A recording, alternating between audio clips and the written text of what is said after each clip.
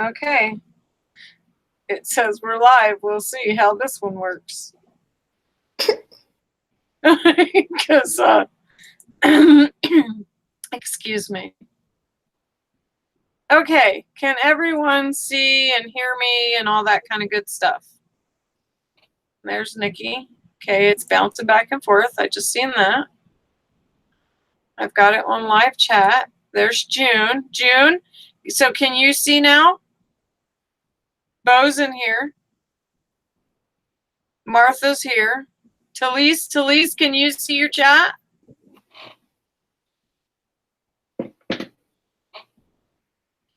Yep, here, yep. There we go. What in the world? This is so strange. Yes, June, I just sent Jean an email. Yeah. Okay. So, shall we try this again, or I'm going to put the link to the Hangout for you to come on the panel to go over what you did. If you did not do the Canvas, please don't come on. No crystal thing hat strange. It's a what the heck is that, Martha? Hey, Bo. Not sure what you're writing. Dang KB. Okay. All right. So we'll go down the list, and for those of you, so Barbara Higgins, can you get in here? And Miss Joanne, can you get in here? Jean said, oh, there's Jean. Jean, can Jean come in here? Oh, Martha said, not strange, it's a crystal thing.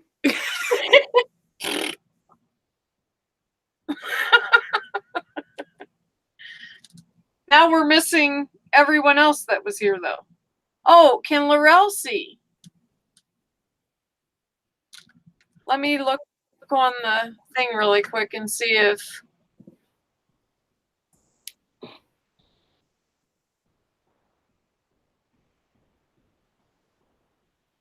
Krista changed it. Who's Krista?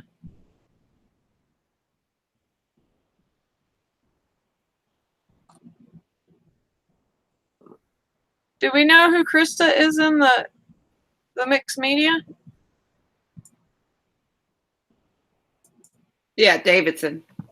Oh, okay. Oh, there's Laurel. Oh, can't. I can't. Okay. For anyone that would like to come in, there's the Hangout link there in the YouTube chat. If you click on that, and then it will say you're about to go on air, la la la la la. Okay, you can turn off your camera. We do not have to see you on camera. You can show us your project and then, or just talk to us about your project if you would like. It's 5:43 right now. I will keep the floor open until 5:50. But while we're doing that, while I've got the floor open, and now it's 5:44. While we're doing that, I'm going to go ahead and talk about a few things. Number one, thank you everyone for your participation. It's been absolutely fantastic. I hope that with us having the group chat, that it has been a learning lesson for everyone. Oh, okay, Barbara. I'm hoping that it's been a learning lesson for everyone that, sees each other's canvas. And I really, really, really wish that there was a way that we could have watched each person. Bummer, I can't be home to show mine, though. I'm a bit behind, I think. You're okay, Laurel. You're fine. You'll catch up just like that. You're good. You enjoy your grandbabies and your daughter. Yep. Hey, Bo. But I think it would have been such a great experience to see each other's techniques as far as going forward, and seeing how each person, changed their canvas and did their canvas. So eventually, maybe we'll have some kind of open forum like that where we could do something like that. I don't know. It is a thought though, because I really think there's a huge benefit to learning, watching others, watching others make mistakes and fix their mistakes and then succeed. I really think there's a lot to be said with that. So does everyone feel comfortable where they're at as far as their canvas and to move forward? Is there anyone, and please don't be embarrassed, is there anyone who does not feel comfortable where they are? And after you got to where you are you happy with where you're at? Or so that we can move forward to next. Because I don't want to go forward if there's anyone that is having issues or not understanding something or, whatever. So, and it's 5:46, so we've got 4 minutes. Yep. Yes, indeed, I think. All right, so you pour your resin, I will read. Okay, thank you. So I'm going to pour resin. I'm going to turn my camera so that you guys can watch me do this as well. All right, so I'm just going to start with Barbara. On your canvas, is there anything that you want to talk about on your canvas? Higgins. I know you had some questions, so.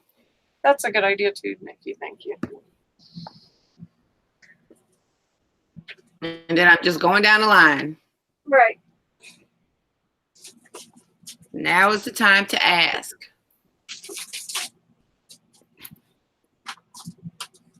And I know you posted a picture, so we'll know what you're talking about, unless you changed anything since then.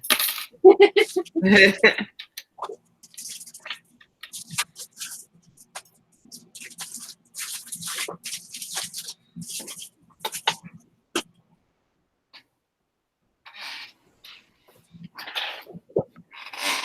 you, Miss Barbara? Yeah, I think I can do 2 people at a time. Talise, you two. So Barbara Higgins and Talise, anything on your canvas that you had issues with, you want to talk about, or you like the change? Hi, Miss Laurel. So Barbara said, Crystal helped me a lot. The main thing she had trouble with was blending the colors. So do you want to let them know what you did to help her out with that? Right. So Barbara sent me a picture, much like a lot of you girls did. You put a picture in, and then, I would draw on the picture and then say, give suggestions, hey, it looks great. However, take this color and do this, this, this. So for example, where's my phone at? So for example, let me see. Where's Barbara? I'm going to show you because it's a little bit easier.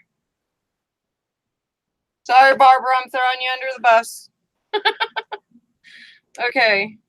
Here it is. Okay, so this was Barbara's canvas, okay, before. Okay, so you've got the turquoise, and then you've got pink, and then you've got peach. And that looks like it's purple, but it's actually not. It's just the overlay of the pink and the turquoise. It's like a turquoise green color. And so it made it look purple. Okay. So I just, like I did with everyone else, I put little dots and told her, well, if it was me, because she needed a little bit, ka-chunk, she needed a little bit more guidance. She just was, just a little unsure of herself, which is fine. That's where I wanted everyone to be. That's the whole point of this lesson, was to get you out of your comfort zone, because you can accomplish great things by getting out of your comfort zone. Us girls try perfect too much. So like here, for example, on that peach, I told her, well, why don't you bring the turquoise out here and start with having your brush a little bit drier, take your turquoise green color, water it down, but then dry it a little bit and just touch it and make like a dime size. And then next time, your next dot, touch it and have your brush watered down a little bit more.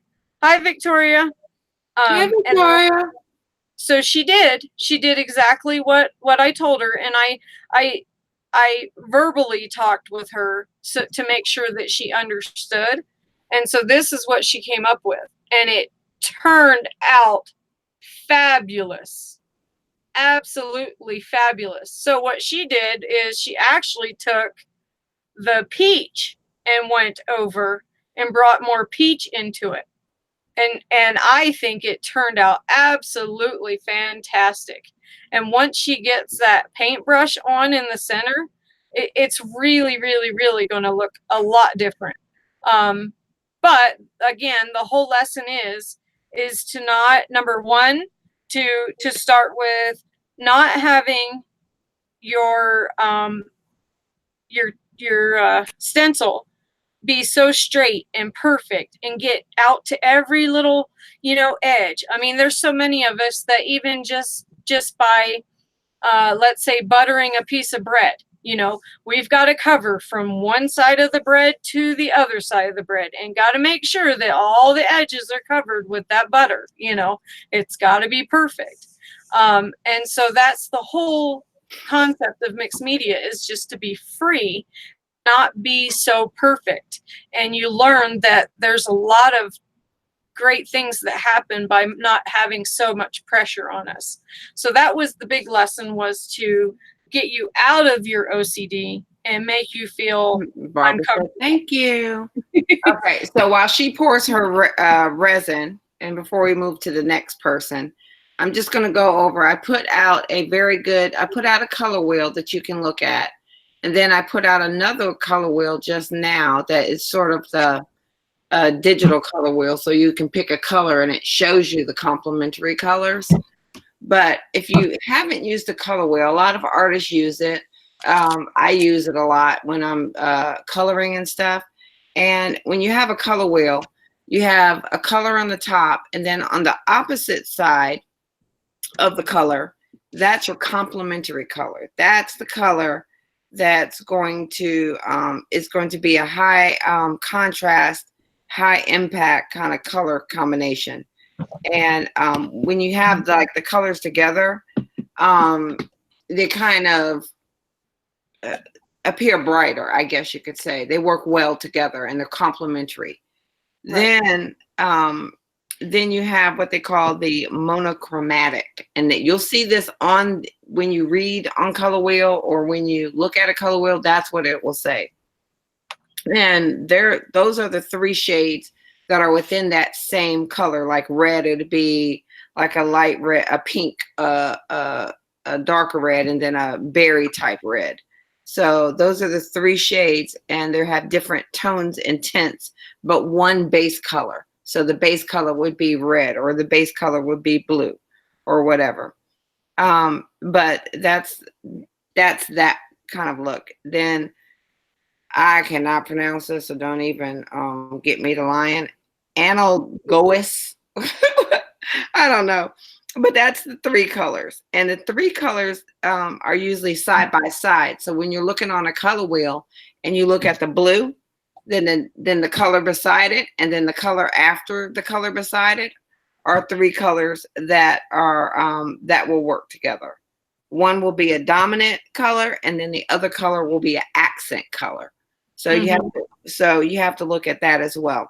So you have the color that's going to enhance it, which is across from it, straight across from it. Then you have the colors that are within the same color base. Oh, did Carla get back? Oh, someone text Carla. And then you have the colors. Is she in here? She didn't get back in here. And then you have the three colors that are beside each other, which are that work together, where one color is dominant and then two are the supporting cast members, as you can say. And then you have the other piece of the pie is you have three colors that are, excuse me, that are evenly spaced on the color wheel. So you'll have a color at the top, you skip three colors, and then you have the next color, then you skip three colors, and then you have the next color, and then you skip three colors, and you're back at the top. And it forms a triangle. So if you put a triangle on those three colors, then those colors, excuse me, are a complementary color combination. So let's say red, green, and purple. You don't think they go together, but yes, they blend very nicely and they look harmonious, I guess you can say. Excuse me. Then there's the other piece of it. So there's many ways you can do this, but if you go by the color wheel, it will always keep you straight. Then they have the pterodractic. I can't pronounce today, but that is 4 colors. Now you just finished with the 3 colors that go together or that are complementary. Now you're going to go with the 4 colors that are evenly spaced. So let's say you start with red again, you're going to go 2 colors and you're going to be at green. And that's a lighter green, not the darker green that was in the triangle type, 3 spaces. Then you're going to go 2 spaces and you're going to have the light blue. Then you're going to be 2 more spaces and you're going to have that nice violet purple. And those colors, one is going to be a dominant color and then the other will be accent colors. So when you have the 3 spaces in the triangle shape, those are complementary. And one will be dominant and the other accent. The same when you have 2 spaces in between, one's going to be a dominant color. Yes, they are, Victoria. Reds and purples are awesome. Love it. Yep. And they blend very well. And then if you do the 2 spaces in between the colors, then you'll have your red, you'll have a purple, you'll have a light green, and you'll have a light blue. And those will have a dominant color, and you'll have 3 complementary colors. And I say this because, hey, Lynn. I say this because when Crystal was doing her canvas, Crystal had a dominant color, and then she had 2 additional colors, which were her complementary colors, and those were the triadic, which is the triangular type of on the color wheel. So she had her 2 supporting colors, and that's what we're doing here. Is we have a dominant color, and then you're blending in your complementary colors beside that dominant color. Now, I mean, we can get more into this, but also they have primary, secondary, and tertiary colors. And the only thing I can say about that is you can kind of go and read about the primary colors, and we all know what primary colors are. It's the yellows, the blues. That's the 8 colors. Your 8 colors. Yes. So those are the well, anybody know RGB color wheel? If you use that, they are the reds, orange, yellows, the greens, spring green, cyan, azure, blue, violet, magenta, and rose. And those are and if you think about it, it's the same freaking colors that go in your copier to make all those colors. They got 4 colors that goes and makes all those colors. So then you have your color wheel with your primary colors that you really can't mix with others, and those colors are the red, yellows, and blues. Then secondary colors are those from mixing 2 primary colors. Like if I mix blue and yellow, I'm going to get green. I think you get green. Yes, you get green. And that's what I did on my canvas is I used 3 colors, but it gave me a 4th color. So I cheated a bit. Sorry.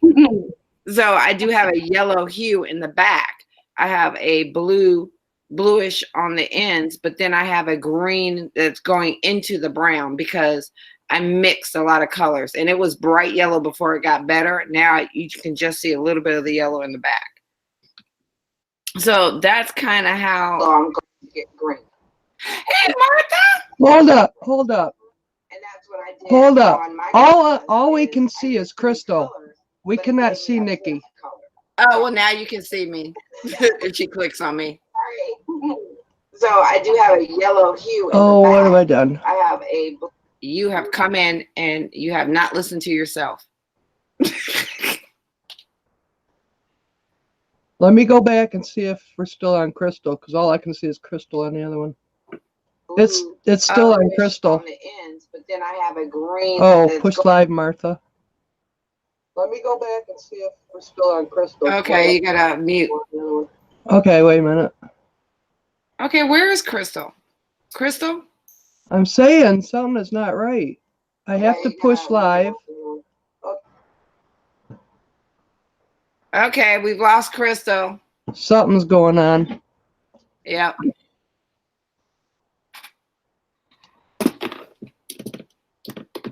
Because you're talking away, and all we could see was Crystal. Yeah, that's all. That's fine. She was showing everybody. Well, you're talking about the color wheel and stuff. Oh, that people need to she's see. gone. Oh crap. She's back. She's Good back. grief. I Yeah, left again. She was showing resin piece, how to pour resin while I was talking. Okay, goodbye. We're gonna see your canvas, Martha. Where's she at? All right, she's back.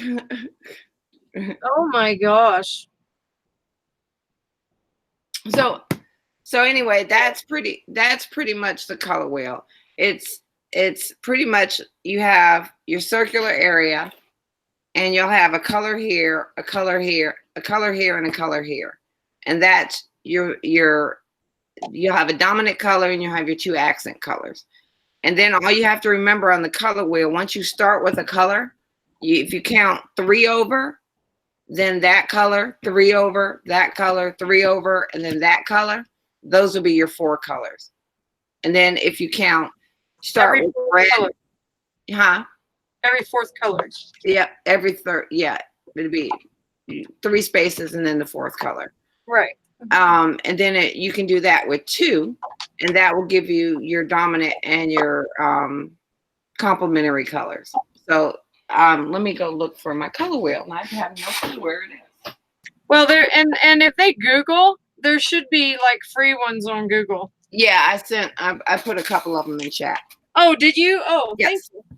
Yeah, and then I put one that's digital. So once you put in one color, it actually gives you your tertiary, yeah, your and all your different complementary colors. And then you can play with the hues and the tints, and it'll adjust all the other colors as well. Victoria says having flashbacks. And Click on yourself. I should have actually went more into that and explained why we were looking for 3 colors and all that, and I didn't even think to go into that. So my mistake. Thank you, Nikki, for picking up my slack, because yeah, I should have thought about that and then went more into it. Did you click on yourself when you came back in? Oh, I didn't yet. No, I haven't touched anything because I was messing with resin. Oh, Give okay. me 1 second. I thought that you left. I was like, oh no. So now Nikki's left. Okay. Boy. What an exciting night already. Whatever can go wrong will go wrong. Right? Every time. Sure. So, what is it, Shirley? Is it the moon? Right? That strawberry moon can be a low cray cray.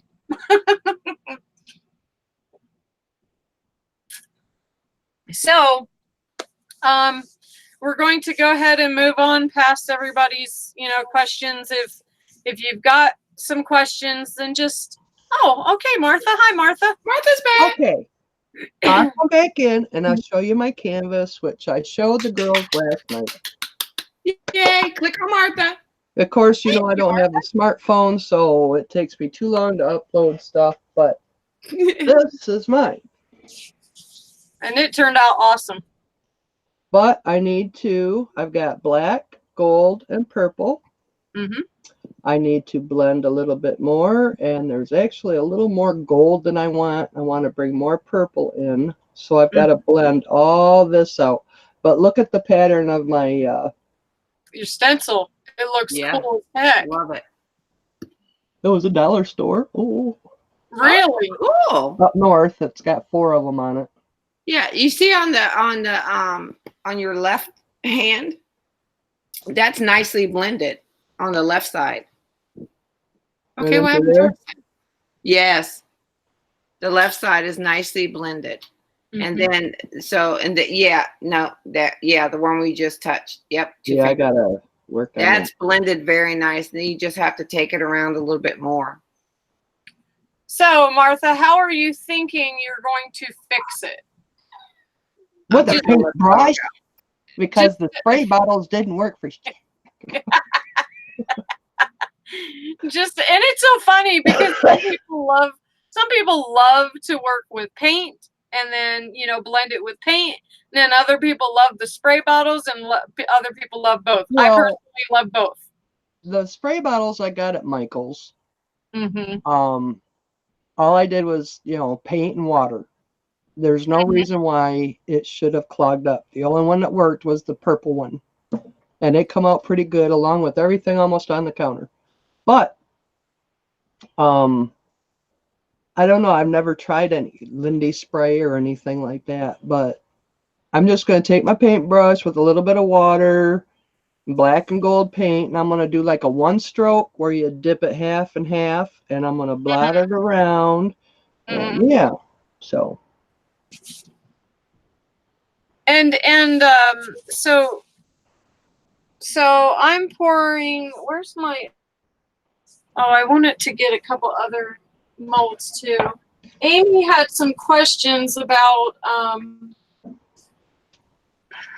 one of the molds, and I want to make sure that everyone understands so that no one is misguided. I don't want anyone to ruin any of their things. Please do not. I personally have not experimented with these molds yet. Okay. Oh, let me click on myself. Martha, I think it looks absolutely fantastic. And I'm excited to see, it going forth. I'm really, really, really excited to see it going forth because I really think that you're going to get a really nice adventure out of it. A nice complementary effect from it. You know what I mean? I really think it's going to have a nice flow when you get done with it. But these here, okay, Nikki has played with the cream paste. I have played with the cream paste. I have not messed with these with the resin. Nikki, have you tried these with the resin yet? She is on mute. Oh, okay. Sorry, I didn't even see that. So as of right now, I have not tried these A5 molds. These are very, very, very thin. They are the PVC, okay, which is the same thing that the Maxi molds are made out of, the big Stamperia molds, okay. But I don't know that I would try. I am going to try, but I would rather try it and ruin mine than somebody buy it and ruin theirs. You know what I mean? Because we're the store owners, so therefore that's our responsibility to mess something up if anyone's going to mess it up. You know what I mean? And then, so I am going to try. I don't know if Nikki has. Nikki may have already tried it. And then as far as the Maxi mold, the big ones, they have little holes in them, okay? But that is for airflow. They right on the back of the packaging, and I might have, I don't have one of them right handy. Anyway, on the back of the packaging, it shows that it is clearly for resin. No matter what you do, you will always have a chemical reaction from resin. Do not, if you pour the resin in there, okay, yes, it gets hot, all right? Especially the fresh resin, it gets really hot compared to the one that's been sitting on the shelf at Michael's for, you know, months at a time.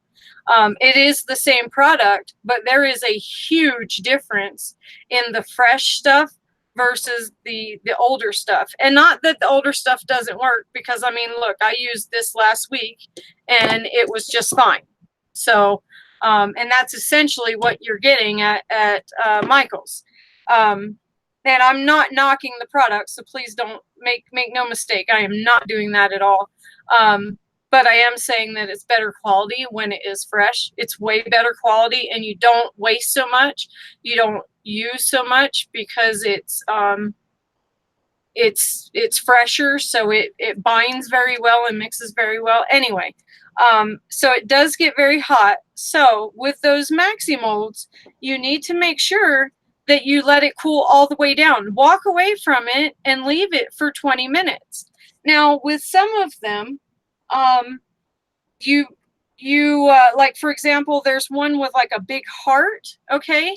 And so I have to have a book, like a bigger book underneath on one side, and then a narrower book on the other side, to make sure that my resin is even inside of the mold, okay? Because if not, then you'll end up with like having a wonky, you know, the back of the resin is not all the way full. So one side will be completely full, and then the other side is a little bit more shallow.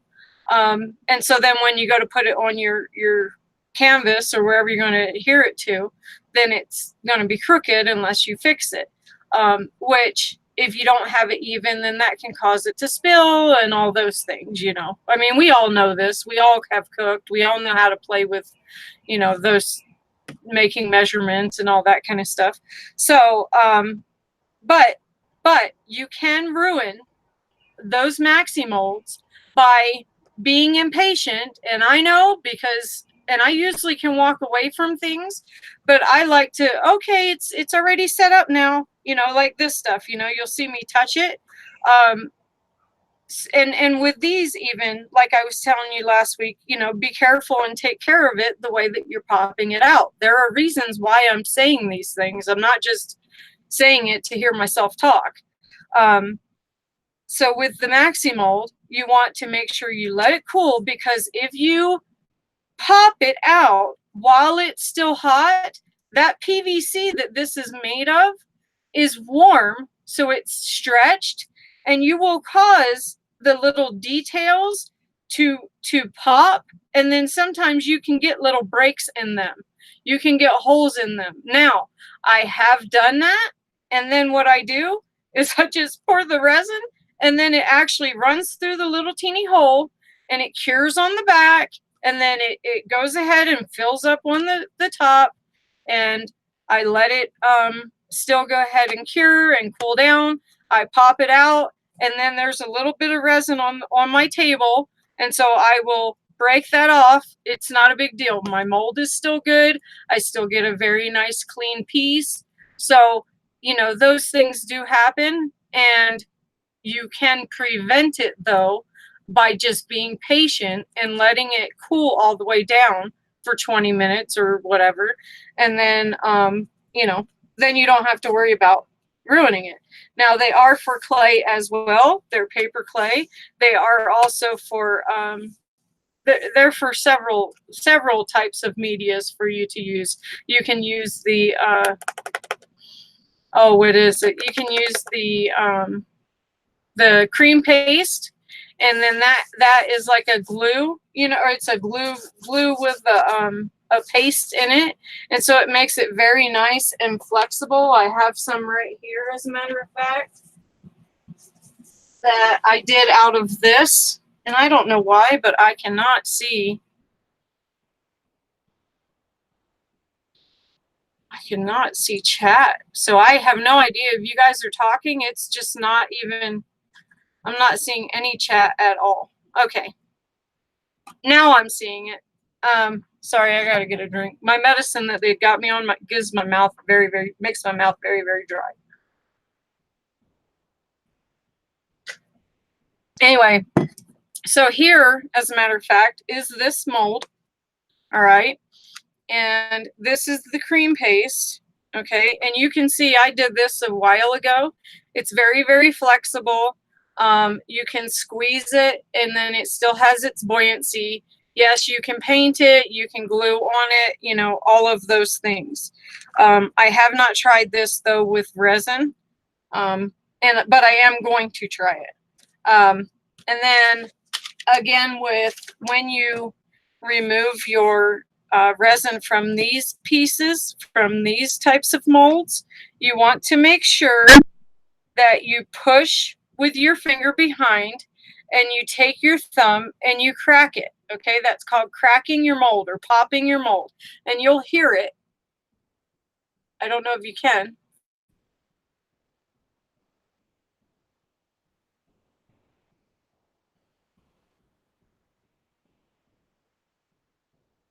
Anyway, it makes a popping noise, okay? And it pops it out. It gives you a nice clean break. Now, if you notice, let's find one that's still, no, there's none that's still warm. If you notice, like I showed you last week, if you notice that it's still trying to bend, like this one, for example, okay, it's not all the way done. So I'm not going to stress this mold out or stress this resin piece out. I'm going to let this cool down a little bit more because I don't want to ruin my mold. They're too expensive. I want to take care of my stuff and have it so that I can, you know, make lots of other pieces. So, and then also when you're pouring your mold, make sure you pay attention like I did not. That way you don't miss a petal. But again, pop your mold. See, come here, pop it, here, pop it, do the same thing here. Okay. And you're going to do the same thing with those maxi molds. However, Crystal, sorry, very lightning. Oh, good night, Krista. Thank you so much for joining us. I'm sorry, I didn't recognize you when it said that something about you had changed the chat. I was like, oh, who's that? I was sorry. But good night. Thank you for coming.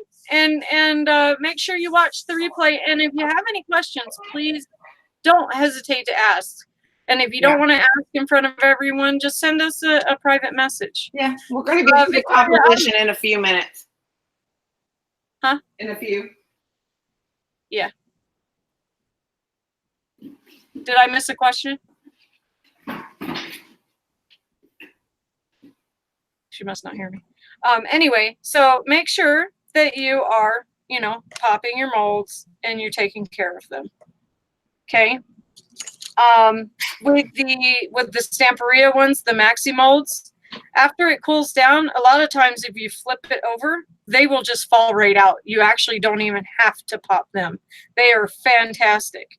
I absolutely love those molds. So now I'm popping these, you know, we're going from there. So I want everyone probably has their canvas out and has their paintbrush out. Does everyone have their paintbrush gessoed and been working on your with the paintbrush? So everyone is ready. Now all I gotta do, I do need to pour these really quick.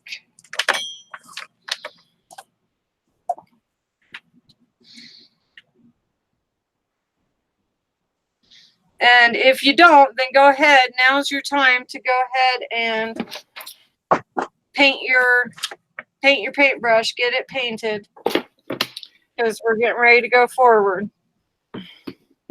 So what I will be doing while she's pouring is trying to figure out my composition.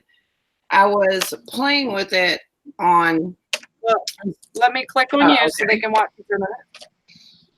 Because I'm sure they've seen us pour resin a million times. Have you tried this, Nikki? I couldn't see chat. Have you tried doing resin in these at all? Barbara has. I think I have. I didn't have any issue, but it's a Oh. little bit more complicated. It's because you have to do that very thin layer.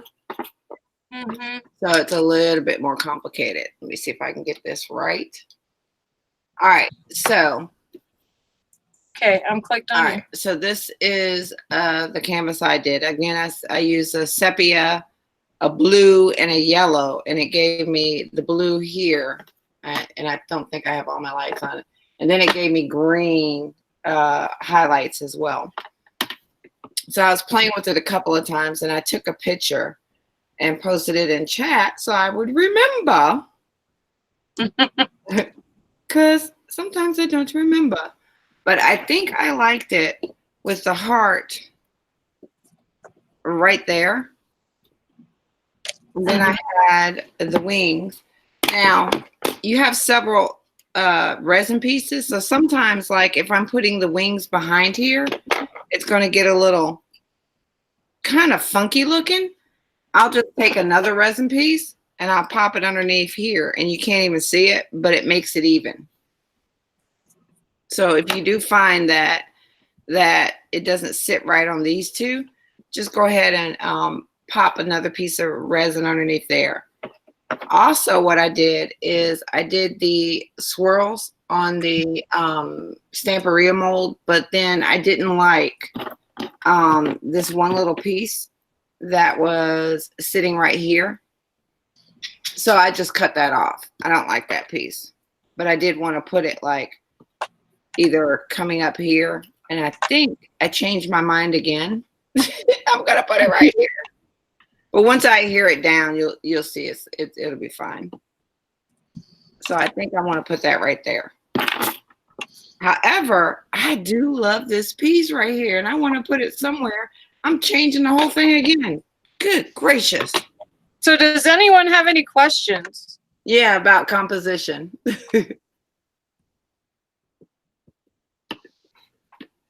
And I know I've said it before, if you have little drips from your resin, save them because you can use them as a texture.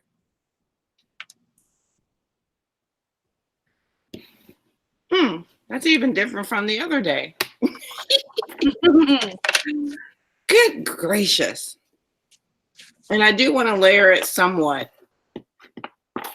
Then I have this little face right here that I want to put right in the middle.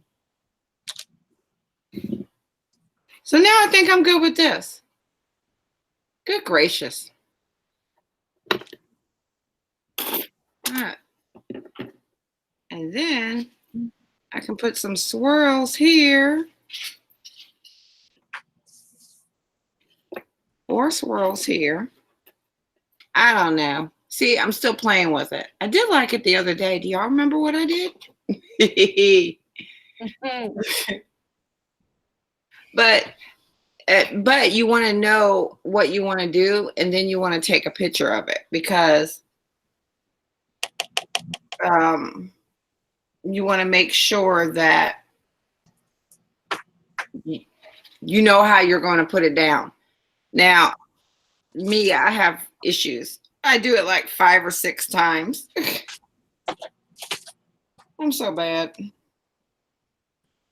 Yeah, but it's fun. It's so fun. And it's fun to cut, pieces out of it as well. So if it's soft, you can cut it and make it into something else.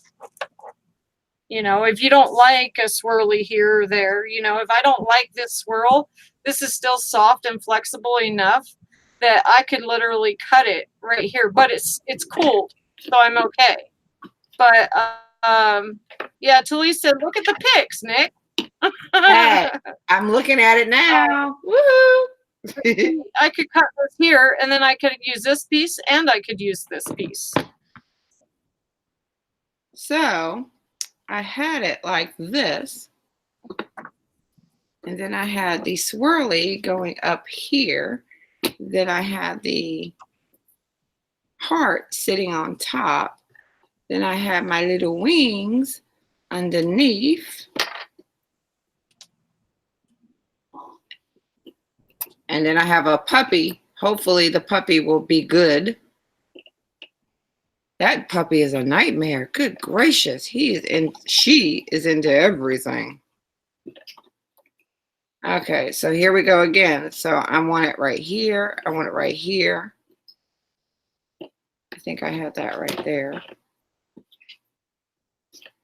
And you can have stuff coming off, going around. And I think I want it like that. There we go. Nope, don't like that. I like that one up there. I think I'm gonna put it. Nope, don't like that. Where did I do with the other swirly? Oh, here it was. And I may cut this swirl right at the right here, so I can make it fit going up. So I may cut that off. So then put this back on here, and this back right here. And then here I go again. Let me see if I can get a little closer. And it's whiting out a little bit. Let me see. I wonder if I turn off my light. Yeah, well, actually, it looks, you can see it.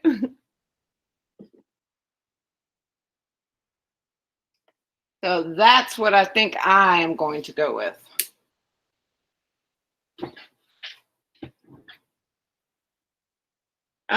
Joanne, do you have to use a lot of resin pieces? Yes, you can. You don't have to use resin pieces. You can use metal pieces. You can use buttons. You can use paper, because if you want to paper this whole thing with scrapbook paper, that'll do fine. You can use your little sand. You can use I mean, just like when I did the steampunk clock, I think I used toilet parts. Hey, Carla. Carla's back. Yay. Carla. Hi, Carla. How's hubby? We have all been thinking and talking about you, girly. So, yeah, you do not have to use resin pieces. You can use paper. You can use whatever you find that's in the house. Sometimes I've used old jewelry. I have torn apart, like I don't wear jewelry at all. And for some odd reason, I have a lot of it because people, my sisters, and them will be like, oh, I found this cute necklace. And so I turn around and use it for scrapbooking. You can use charms, lace, flower. Exactly, Barbara, lace, flowers. Like I was even thinking about lacing up this whole thing and then putting the resin on top. You can use the flowers. You can use whatever. So, I mean, it's pretty much up to your imagination, whatever you want to use. Right. I literally got kicked out again. Did you notice that? What? Yeah, I got kicked out again. Oh Lord. Yeah, this is this is officially the strangest YouTube day ever. The strangest.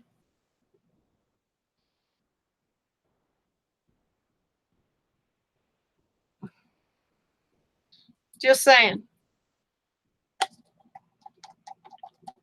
Oh my gosh, he's doing better. I'm exhausted. I'm staying at hospital now. He's in regular room. So Talise had said something about, have they said anything about maybe sending him to, I think she said Texas, Dallas? They have a better hospital there. Have they even said anything about that?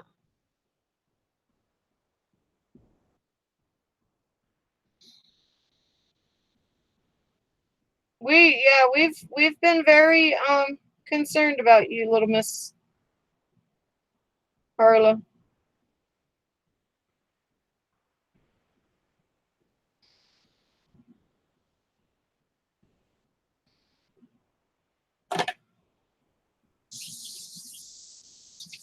I keep getting, I see you're addicted to making resin a little bit. Okay, I'm gonna click on me for a second so I can show you what I was talking about. Okay, so on these here, and see this is still soft, okay? So I could cut it. As a matter of fact, I just will go ahead and do it. Well, I don't know when we use those. I will say I have all three of Timmy. I have all three of his scissors, and I love all three of them for different reasons. It's so crazy. But I honestly do. And where's my other pair? Here they are.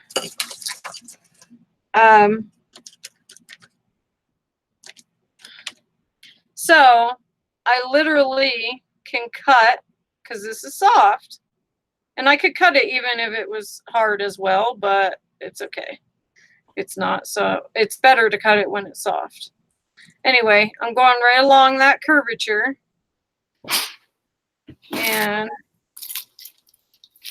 then now I will just go back and I'll smooth, you know, that edge up a little bit.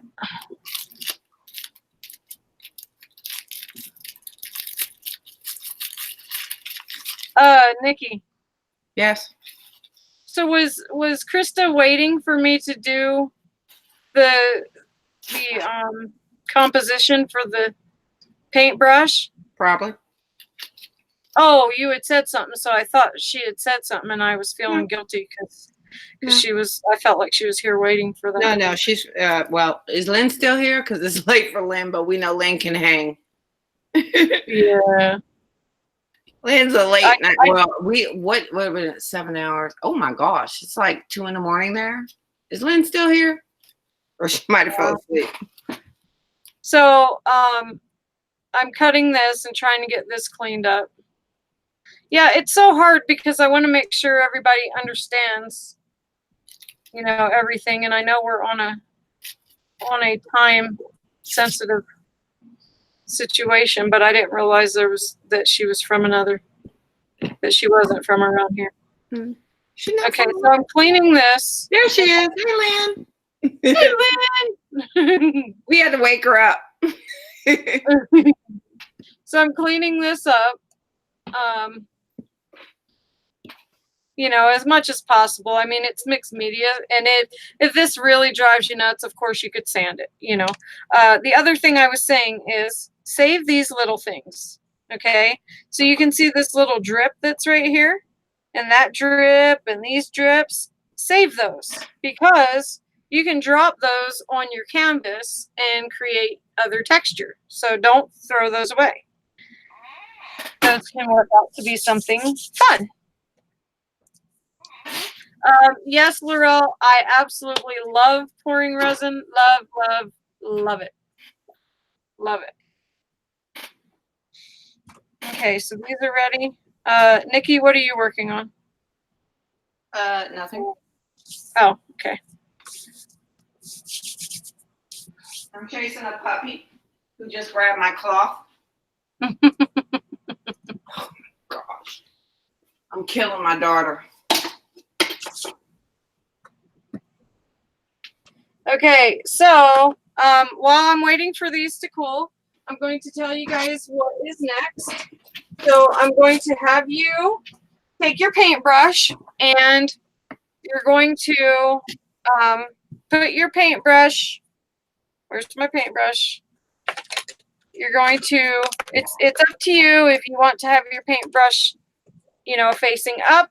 You can do that. Or facing down, you can do that. I'm going to have mine facing down. And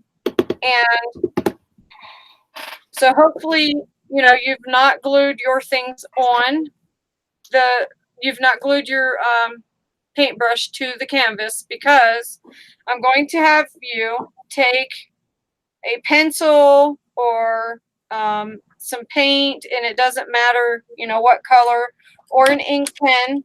Okay, I want you to look at where your placement is of your paintbrush, and then I want you to take your, like an ink pen, and I want you to go and just kind of put some lines of where it's at. Man, I wish this wasn't. You can click on me. I can show them while you're talking. Okay, just 1 second. So I'm going to have you line this up, and then I'm going to have you take your pen and you're going to outline the paintbrush. Okay. And then you're going to go with your darkest color, meaning a black or a brown. If it's shabby chic, Joanne, Talise, who else was doing it? Barbara Higgins. For you that's doing shabby chic, okay, you're going to take your dark brown and you're going to water it down. And you're going to, for the others that are doing the other colors, you're going to, if it's a light based, I want you to take a dark brown and water it down. If it's a darker color, so like this is, I'm considering dark, this turquoise. So I'm going to take black and I'm going to water it down, and I'm probably even going to have a little bit of brown as well and water it down. And then I want you to touch where your paintbrush, where you've made the lines, I want you to touch that. And then, so if you touch it on this side, I want you to rock your canvas this way a little bit to let it kind of run down that way and run outwards. And then I want you to let it run down as well. Okay. And then you can, once you go up to the top, then you're going to do the same thing. You're going to rock it back and forth, and then you're going to tilt it so it runs down that way. I don't want you to let it go past about a good 1.5 inches, 2 inches though, okay? I don't want you to have stripes going out of the canvas. We're creating a depth. We're creating a shadow, okay? Okay, now I will click on you, Nikki. Oh, you're going to do it. Okay. That's what I was saying. Oh, I didn't even realize I was looking down at what I was doing. You know, you might think I talk to her a lot or something, that she knows what. Either that or else she reads my mind very good, and she does do that too. It is scary how much we read each other's minds. It is nuts. I mean, I'll be saying something. She goes, I was just getting ready to say that. I literally will be waiting for her to finish talking so that I can tell her something, and she says what I was getting ready to say. It is so crazy. Okay, I don't know if y'all can see this, but you see the difference between one side and the other? And all I did was take a darker spray and I did water it down a little bit. It doesn't matter if you get it on the paintbrush. Right. But even though it's another ink spray, or it can be paint, or it can be actual ink, or you can use gelatos. They have black gelatos. But you see how it's kind of outlining the paintbrush? And then when I put it back on, I know exactly where my paintbrush is going to be. So I'm going to go along the other side. And you may want to come back in if you think it's too harsh of a line. You may want to come back in with that with the color that you used in the middle and blend it in a little bit if you think it's too harsh of a line.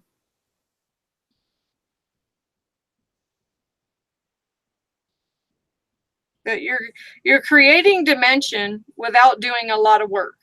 So you're kind of cheating the system. I'm teaching you how to cheat at school.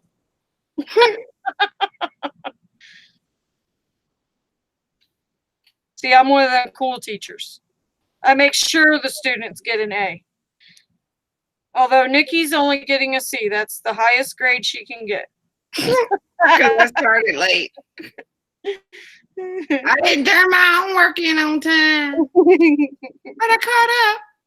Don't worry, I'll get her to change the grade. June said infraction. Infraction. Okay, so does anybody have now? And another thing too, and I've seen this on several videos where people will put down their entire composition, glue it down, paint it over, and then they go back in with a small paintbrush and do this. So, I mean, there is no right or wrong way to do it. You can do it before, you can do it after, but as you can tell, it's kind of easier doing it before. Well, yeah, because then you're not worried about getting, you're not worried about getting everything on your paintbrush. You know what I mean? Because, Exactly. you know, you could have completely done your paintbrush and then decide, oh, I want to put it on this type of background. And then you could even choose to change the background. You know, maybe you decide, oh, you know what, I'm just not happy with that background. And so this way, you know, you can change that, you know, or vice versa, you could change the color of your paintbrush as well. So, but then after everyone gets done that, I would like to see pictures just to see what it looks like, to make sure everybody's on the same, we're heading the same direction. And So I have to say, I'm going to remove the paintbrush. this You'll see a little bit on the paintbrush, but it's now outlined. this mold is flipping gorgeous. Look at this. Oh, let me click on me so everyone can see. Come on, look. No one can see. This mold, it's, oh, I didn't even write. Dang, I didn't write the, I always write on the back. Here's a good suggestion, y'all. Write on the back of your, even though you can't tell what this says, write on the back, because let's say this mold, you rip it or something somehow, then you'll know what it was, so you can order a new one or whatever, you know. Or you'll know where you got it from or what. Those scenarios happen all the time, because, you know, people will ask you, oh, what mold is that, you know? And I cannot see chat again. Barbara just said laughing. Shirley just said laughing. They're working. I think I'm getting ready to get booted out again, because it acts like this every time. It's really, I've gotten booted out of here like 4 times. Yes, you have. And then doing on the wires. uh-oh, she's after the wires again. Yeah, she's after the wires. And then this little mold, this is from the Midnight Garden collection. This is such a cute little mold. Oh my gosh. I was like, wow. Uh-oh, she said, wow, harsh. Nikki, are you drying the paint before you spray it with water? Joanne asked. Did I what? If you're drying it with, or if you're drying the paint before you spray it with water. No, I put water. I used a spray, and I just watered it down a little bit so it wouldn't be so dark. But and then I just painted it on there, and then I'm drying it. So I used a spray instead of paint.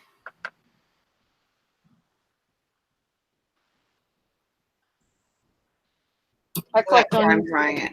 I clicked on you so they could see. Yeah. So then here's my, and I just put it in a little cup. So that I wouldn't spray it all over the paint. So I wouldn't spray it all over the place. There we go. So you don't have to spray. Even if it's a spray, you can just put it in a little cuppy and use it. So then there's my outline.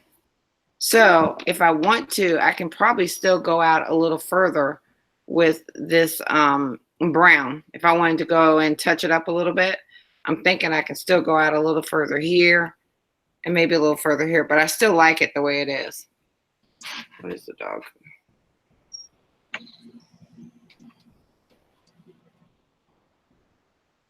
Oh my God. I'm too old to have a puppy. She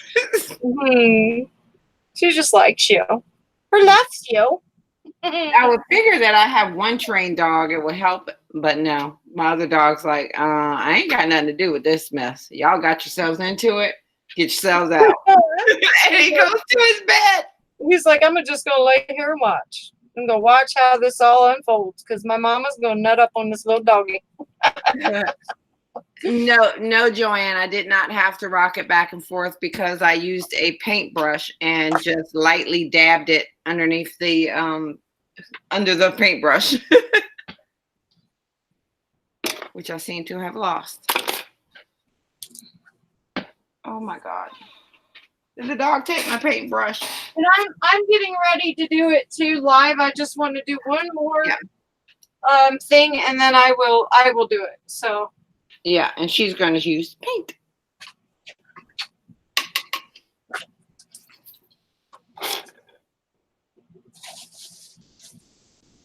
So yeah, I just took a little paintbrush and I dipped it in the spray instead of actually spraying it, and it's going to give you the same effect.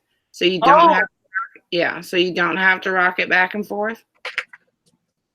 no, did you just hear that thunder and lightning? That's what's going on. I was wondering. Yeah, the trees are bent over and everything. It's blowing in. Lord Jesus. That's what's going on. See, y'all think I'm joking when I say, yeah, my power went out. Yeah, I'm literally not joking. This has been the craziest month ever. Her power's gone out so many times this month. It is nuts. I think it's went out the most I've ever had power go out. So Now now it's like, oh, did Crystal's power go out again? Like it's no big deal anymore. Carla, so what do they think caused this? Or if you don't want to talk about it, that's fine too. That's just kind of crazy. Daggone it. Lord, the puppy is eyeing the craft room like, oh my God, look at all this stuff I can get into. Right? It's like toys. Oh, crud. I said toy and Bugsy's his ears are all perked up. What, Mom? You want me to go get it? We can play. And let me see. That's right, because I was good. Okay. Yay. Gosh, all that for that. Dang. And I tell you what, you don't want to get this resin on glass anything. It is such a pain. So don't think that this Tim Holtz glass mat is great for resin. It is not. It is horrible for resin. The Ranger Craft mat is fantastic. Absolutely fantastic.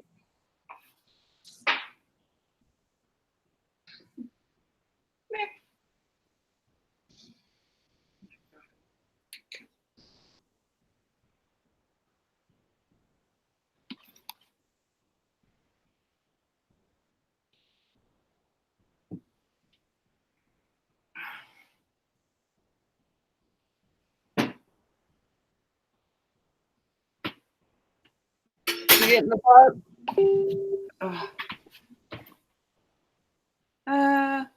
Oh Lord, Victoria got 14 inches of rain and a tree fell in the house and power line. What? When?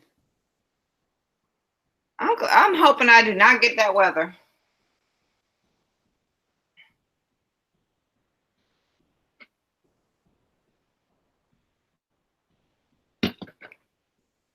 Is Martha even chatting? She's on that phone, ain't she? She's talking to her man. Uh-huh. I got puppy palooza. Puppy palooza. Well, the resin, is that butt silicone mats. Melt? No, resin will not melt the silicone mats. No.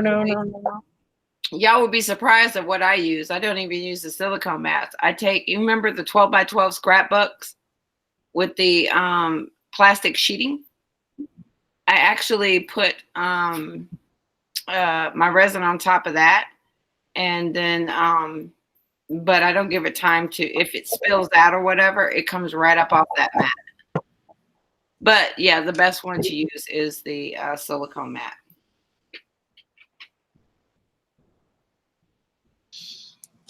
Talise says she uses the Dollar Tree cutting mats 2-pack for $1. Yep. I sent Crystal a Dollar Tree cutting mat. Yep. Yes, she did. And I said, "What? You've been holding out on me? Oh. Like Laurel's been holding out on us with her little trick with the." Oh my gosh! I could not believe that. Genius. I'm sprucing my nails up before I paint them. I seen that you had the paint off. I was like, oh my gosh, they looked gorgeous yesterday.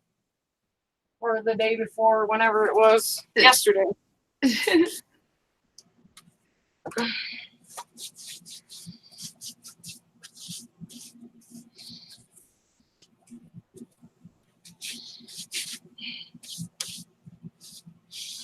I'm trying to calm this little puppy down.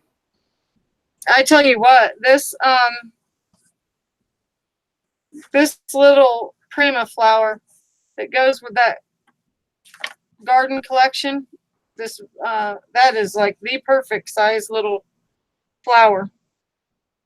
I really like it. Remember, I was kind of hesitant about getting it, and then I got it. Yeah, I'm really glad I did. And it's a completely different flower. Well, it's a rose, of course, but it's completely different flower than the other ones that I have. So it's fantastic. Okay, now that I have resin all over the floor, Crystal. Okay, now I am ready to start doing this as well.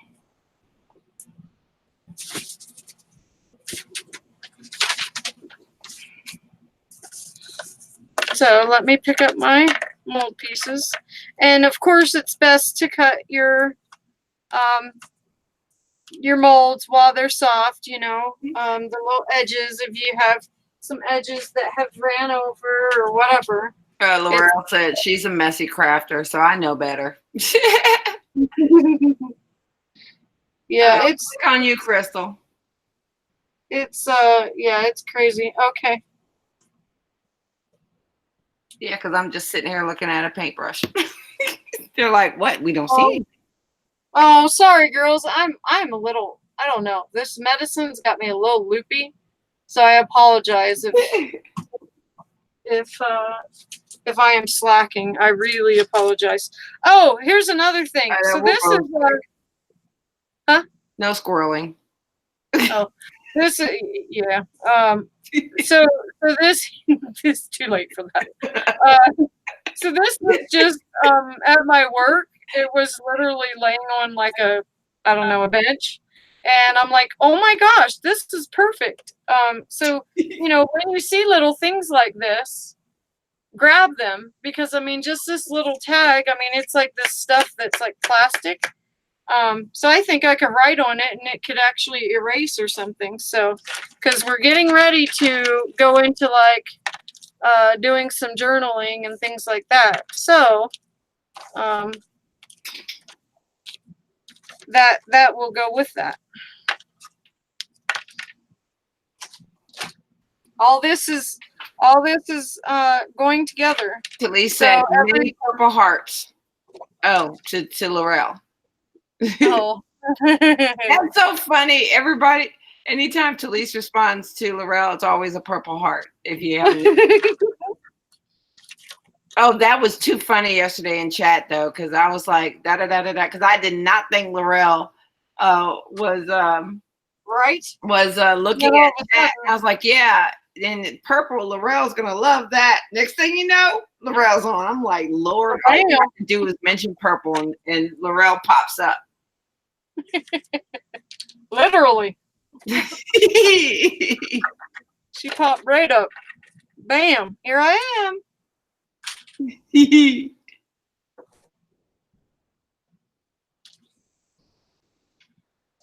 Okay. Man, I really love that mold. I don't know if you guys seen this one or not.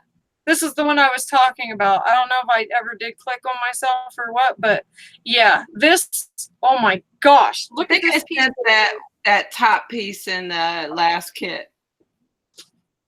Yep, Laurel said it happens everywhere. It's so weird. Look at that one and that one. Look at that. Oh my gosh, I love that. It's kind of blurry, so I would take So, a picture oh, of are it. you serious? Yeah. Dang it. Oh my gosh, I love these. These are so you could have this. You could have this as like a nameplate, or down the spine of a book, or you could put a knob. Like, imagine it with, a button there as a knob, or imagine it with a button with Barbara and Laurel love the mold. with a bling piece. I mean, look at that. That's so stinking cute. You don't have to do anything. And imagine it waxed. Like, seriously, it painted and then go over it with some wax. Oh my gosh. I'm so, I just got that mold. So I'm so thrilled with it. I'm thrilled. Nikki, of course, has probably had it for 6 months, and I'm just finding out, This is that Prima one though. And I totally forgot we had it in the shop. And then I was like, hey, what mold is that? And then, yeah. I have the paper, but I don't have the mold. I was like, are you serious? In the garden, mini rose, mini, yeah. It's, where's the paper at? Yeah. In the garden, mini flower. It goes to this, so you see that flower there, and this flower, that's the flower. So here's the box. So I put this and this on there. Of course I'll paint it and all that stuff, but yeah, or even here and there or whatever. Yeah, Laurel, you're gonna love it. We actually ordered a crap ton of new molds, and the Stamperia comes in this week. Yep, and then Primo will be in tomorrow. This Laurel, this box. Okay, you're squirreling. I'm not. I know. For one more second. This I got this box for I think $1 or 50 cents or something like that. And so the inside is like this velvet stuff, and it looks like it used to have like that styrofoam stuff to hold a plant or something on it, But it was like this ugly color, and I painted it with just gesso. This is just Prima's black gesso. One coat. That's it. And then I took the paper and I went across it, and I'm going to make a little mini album to go inside of it. But yeah, I'm way excited. And of course I don't know if I'll do that live or if I'll do that on a video, but anyway, you guys will see it, of course. I want to see what the purple thing I would like. Oh, you will see it. We can't show you right at this second because it hasn't gotten there. It literally just got finalized today, so it will be probably in the store in, I don't know, 2 or 3 days. How to keep you guessing? Yeah. You're gonna freak though. I'm just gonna tell you. The squirrel is high in the tree. What the heck? Nikki? Okay. It's time to mess with her. All right. So now I got to remember which way was up, which way was down. This was That up. was up.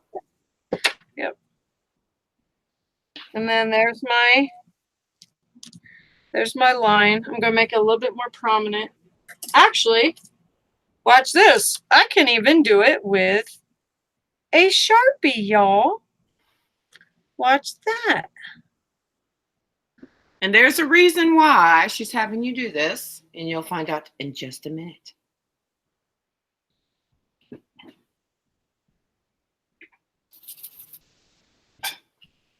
Oh, the puppy is laying down and being good. Oh my gosh. And as you're noticing, you know, like I'm making a prominent line. But you don't have to, because it becomes fluid anyway. So, you don't have to have such a harsh line, but I also don't want to go too far, astray from it. So, I mean, I literally could just spray all this black, you know what I mean? And then spray it with water and then let it bleed out if I wanted to. But with the way that we're going to create dimension, you're going to probably be able to see behind it. I'm not sure yet. It depends on how each and every one of us, goes forward. So now I'm going to put my white paintbrush over there. Then I'm going to get this paintbrush. Now I got to get some brown.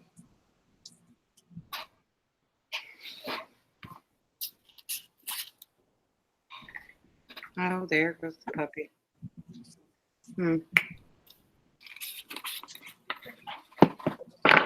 Yeah, the embossing doesn't work. Spice brew.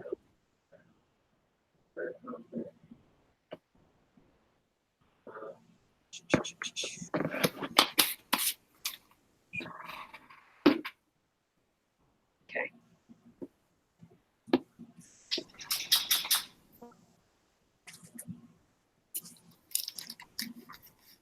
So I could choose, to do those, or I could choose to do these little Walmart paints, or I could choose to do the rust effects. Now, the rust effects are expensive, so you really don't want to, you want to use them and then, let me see. Where's my other rust effects? What the heck?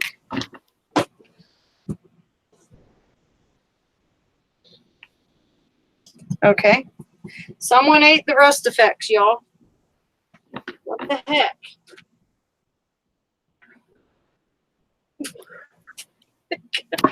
Oh, they're right here in the top drawer. Duh.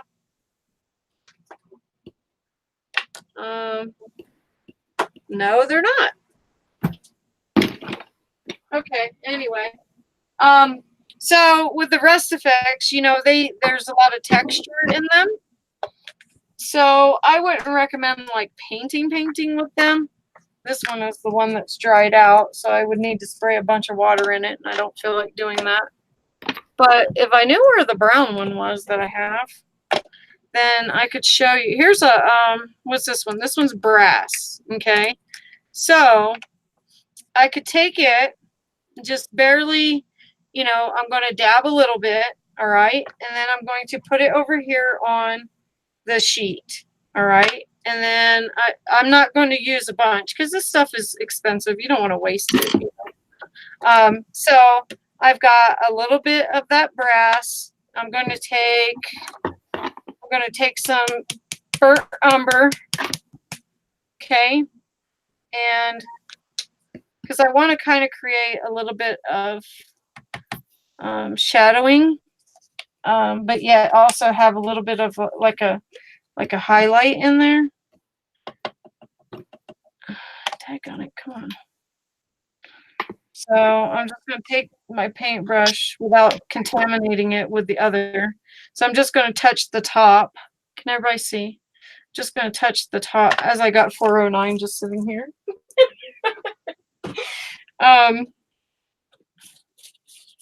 409 works fantastic, though, I will say. So I'm going to take that and keep it at the top so that I can still pull a little bit of this metallic, okay? And then I've got Georgia clay, all right, that I'm going to put over here. So with this being said, here we go again with the three colors, if this one even works. So if you guys, now that you've put that dark color and created the shadowing, okay, and you've gotten familiar with that, daggone it, take some kind of dark colors that are going to be kind of complementary to each other, but still keep you in your darker hues, all right? And then as you create your depth, your shadowing, okay, then you could come in and you can touch, like I can touch this brass, and I can, you okay?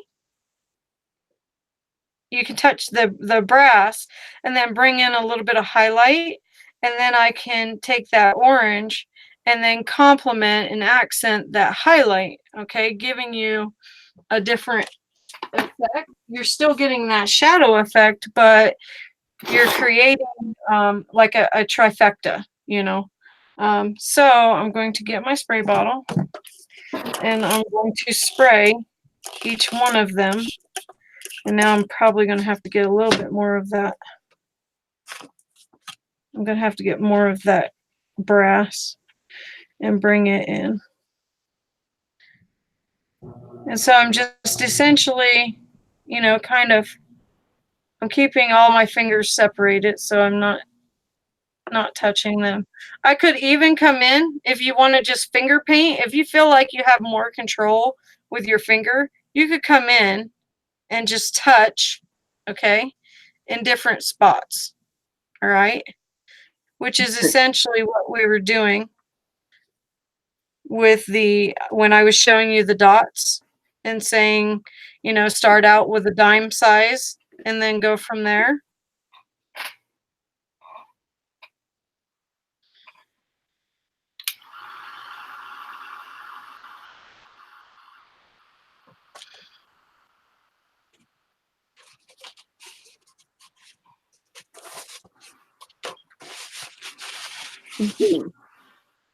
So here's the brown. I'm going to bring in a little bit more. I'm just going to use this tube. Lexi, are you okay? Are you all right? My dog's acting weird. Sorry.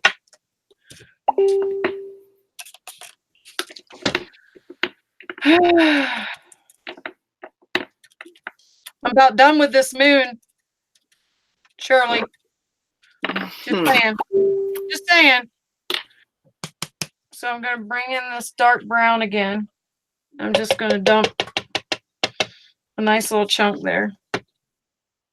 Daggone it. As I touch the canvas.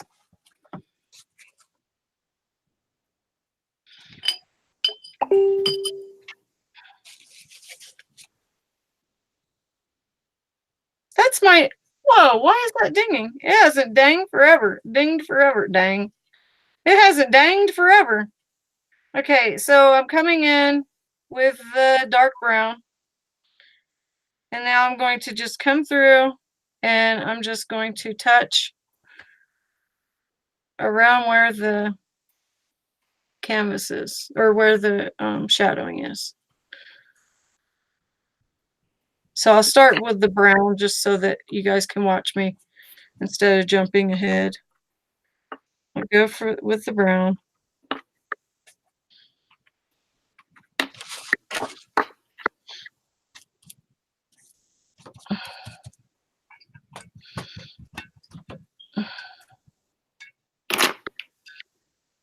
Now I'm going to literally just touch it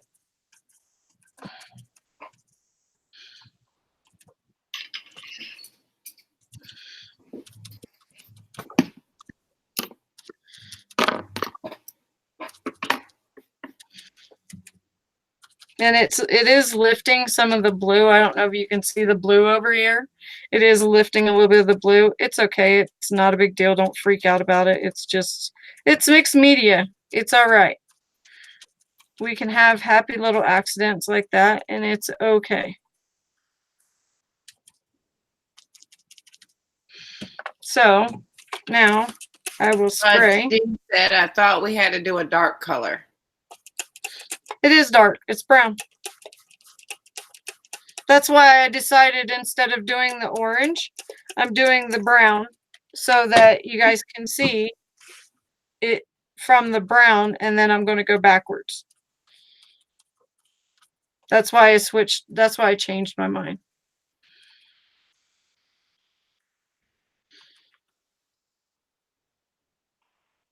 I'm going to come in with the black too, if that's what she's talking about. Okay, now I'm going to get my thing and dry it.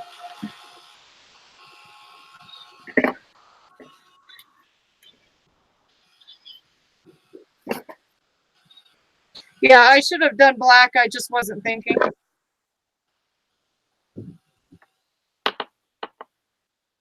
I was focused on my dog and not paying attention.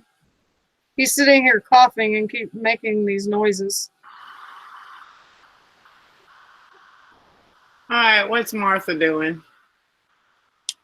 Oh, I'm still here. Yep. Tee tomorrow. Oh. Okay, where's the black? Where's my black Jessel? We're gonna lose Martha till man. Why hasn't Martha been live in 3 weeks? Right?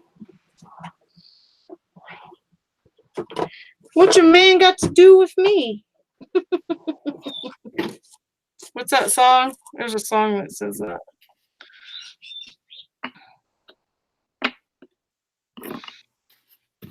Yeah, thank you for reminding me, Jean. I just wasn't thinking because I was thinking about my dog.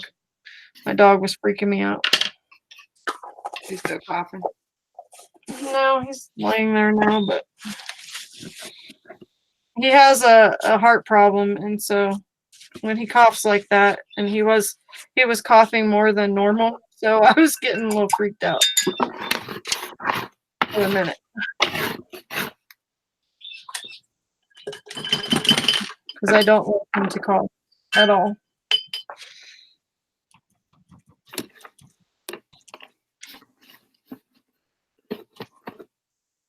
So, okay, coming in with the black. Thank you, Miss You Jean. said a man, a real live man, right, Talise?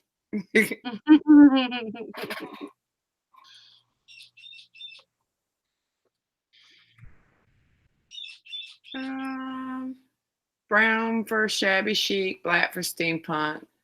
Jean Yep. said, so she should only live once, right, Martha? Yep.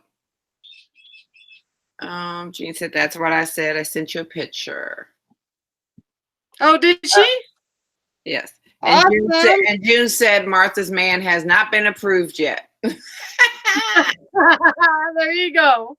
There you go. And you can even take, while your brush is wet, you can take it and tap and give yourself, some black speckles if you chose to. So I'll let you see what those look like. If you chose to do that. You can. You can. Martha said, yes, Talise, a real man. Oh boy.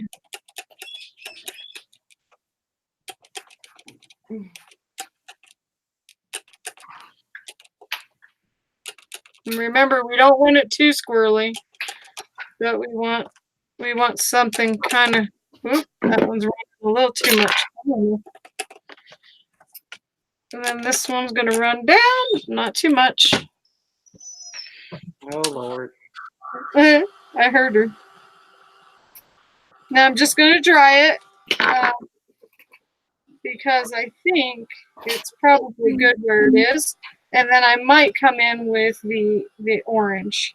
And so after you have, dried it, you've got the shadowing, then you could come in and touch it, with one of those other complementary colors. If you want to do that now, you can.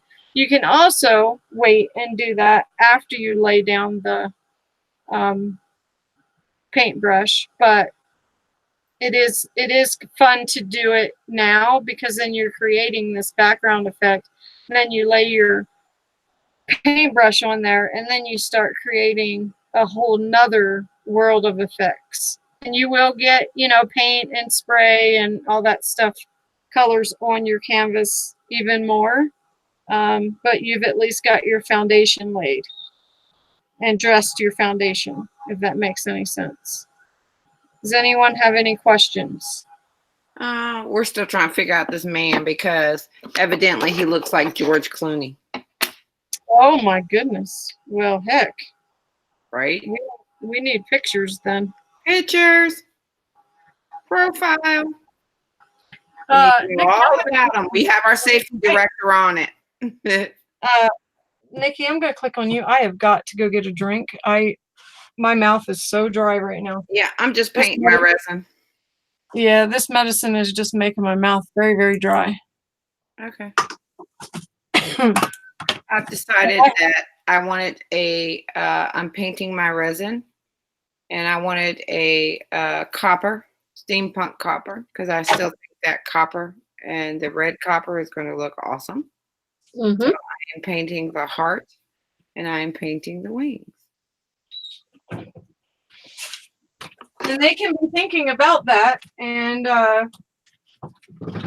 what they want their pieces to look like on the paintbrush. Yeah. And what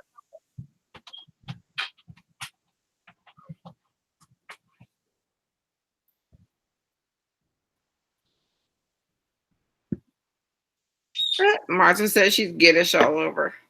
Yeah, so I decided because I was looking at it, I think that this copper will look pretty good on it. And then the red copper over top of it. So I'm just kind of painting it. I'm not too, I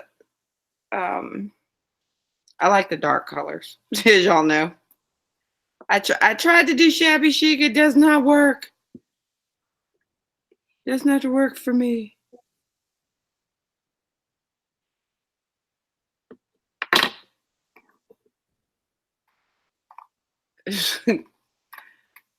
Oh, Barbara wiggle giggle.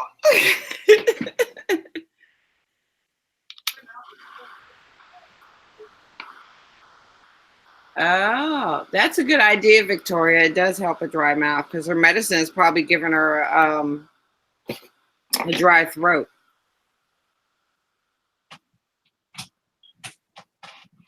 Victoria said, try some peppermint.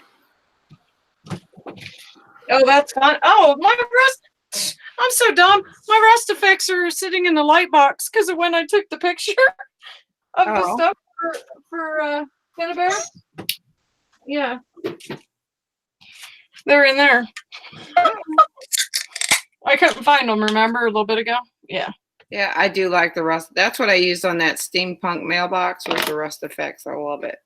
Mm-hmm. Yeah, I was eating peppermint all day. Yeah, that they've got me on prednisone and some other stuff, and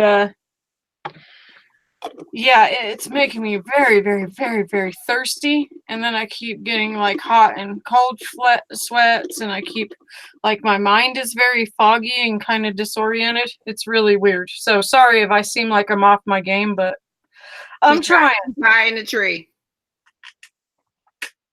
Mm-hmm. Not high, but squirrely high. Well, no, I kind of. June said, "Are you in pain, Crystal?" No, no, I'm okay.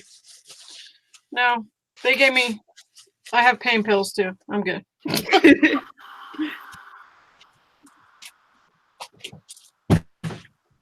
But thank you for asking. No, I'm good. I really am good. I have asthma, and when the weather's very, very, very bad, then I get June said share. sick. No. Um, so Barbara, I am going to paint the brush, but I'm not going to paint the brush a dark color. I'm going to paint it a tan. I did paint it a tan color. You almost cannot even see it. It's the linen color. It's like a, I guess you can say like a burlap kind of color, but it kind of goes with the background of this canvas, because my canvas is a little dark and kind of green and blue and stuff. So I figured a tan would be kind of a nice little color to go with it. And then it has steampunk copper is, it has like gold tints in it. So, and then the spray I used has gold highlights, which you cannot see from on the YouTube, but inside the little swirls in here, there's gold highlights, so it kind of goes good. So now when I put this on here, I'm very, very happy, because that's going to be the point. I want to make a very strong suggestion for everyone to think about. So if you have a dark color, okay, like this teal is considered a dark color, okay, like Barbara's is very light, okay, even though it's teal, it's the lighter side, okay. I don't need meds to make me foggy or disoriented. Who's that? Victoria. You are blessed that way, right, dear? So if you have a dark background, okay, you don't want to make your paintbrush dark, okay? Now, what you can do is you can take the end of your paintbrush, your bristles, okay, and you could, like, I could dip it in this black and just have the black. Click on you so they can see. Oh gosh, sorry. See, I'm telling you, I'm just not with it. I'm so sorry, you guys. So, after your paintbrush is done, okay, you can do this. You can, like, let's say dip or color, your bristles to make it look like paint is dripping down on it, like you've been using it and painting with it. So you could use the colors, like let's say Laurel, okay? She could choose to do hers, like what is it? What colors does she use? She used purple, green, and something silver, blue. Or I'll just go with Nikki because I'm looking at Nikki's. Okay, so Nikki could choose to take green paint, okay, paint it, and then take the tip of the brush and then do gold, okay, so that the gold is accenting, her bristles. But the rest of her paintbrush is going to be lighter color because you don't want a dark on a dark, okay? You want your paintbrush to stick out, and you want your pieces that are on it to complement it. But yet you also, with like the shabby chic end of things, so Joanne may choose to do her whole paintbrush pink, but then really soften it up with like some light cream or something like that. Or she could choose to even do it a dark brown and then go over it with a soft green or a soft cream color or a soft pink, or she could choose to do the, her resin pieces pink and then take some gesso and dust across it. Or it doesn't even have to be white gesso. It could be, a soft green mixed in her gesso. And so she's just dry brushing that on there to bring forth all of the accents of all the resin pieces. So you want to keep in mind that this is going to be your centerpiece, that this background draws you in, but this is what you see first and foremost. Okay. So, with the shabby chic, you almost want this to be a little bit darker. And then with the people that are doing the darker colors, you want this to be lighter so that it draws you behind. You know, your eye keeps looking and goes towards the back as well and sees all the shadow and the detailing. So I hope that that makes sense. So Barbara said, okay, I see it now. And Victoria said, yes, very blessed.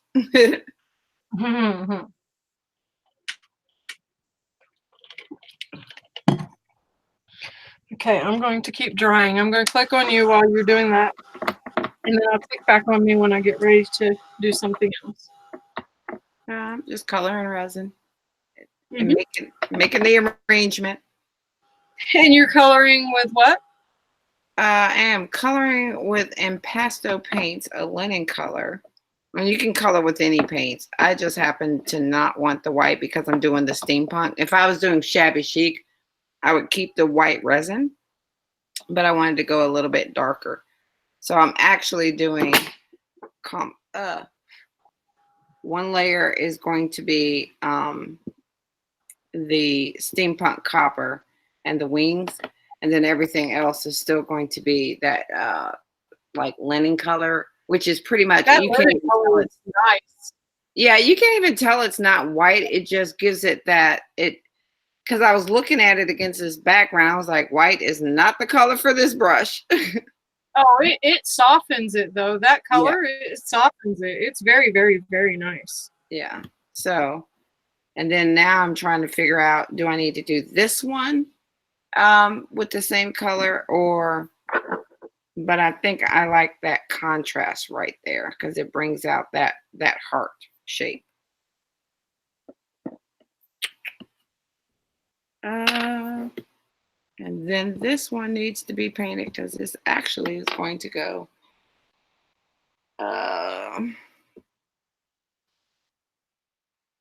underneath, but it still can't be white coming out.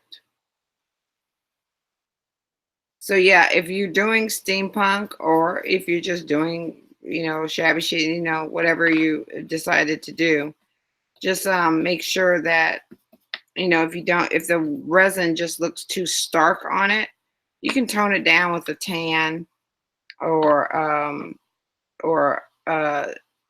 brown or whatever color that is going to go good on your background.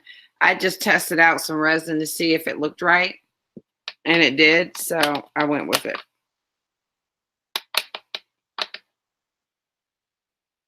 But I'm still not gluing anything down. I'm just and when you play with your composition, this is one of the things you're going to do too, because if you look at it and you're like, oh, that don't look right, then you may want to do it a different color, and then you can just repaint your resin.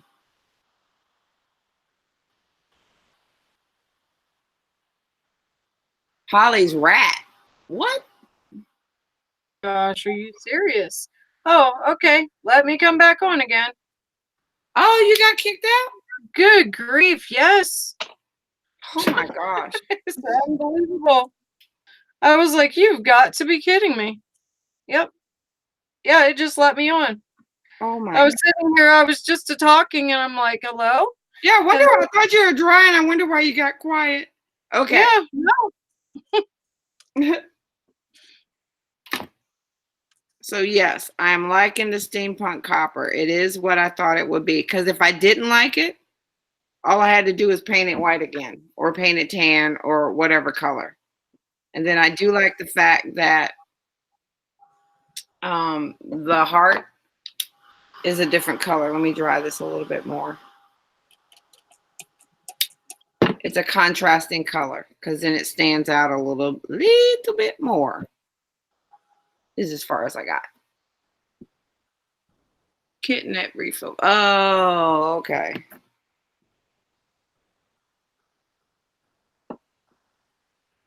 So then I think I am going to do this. And then I think I'm going to do that. So I've already changed it around again. Right? But that's what makes it fun, Okay. Can't see chat at all. Martha's talking about the Holly's rat kitten it bag. And hopefully everybody's crafting. Now, if you have any questions, but I still think I want to pull that down a little bit. And you see, I put a little, like I wasn't going to use this piece, but I did pour all my resin pieces because sometimes you just got to have those little pieces to make everything even out. So that's why I did that. But now I'm thinking, I almost want to put this piece on here again. Oh boy. I can't make up my mind to save my soul. Oh,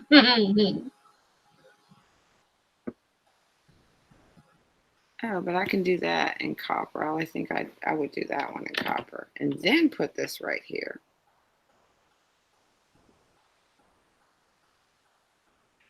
That would definitely. And this is not something to stress about because it is going to look different by the time you get done. It is going to change a lot. These next few steps are going to make it change. So don't stress about it. Yeah, because I keep on changing my mind over and over. Yep. And over.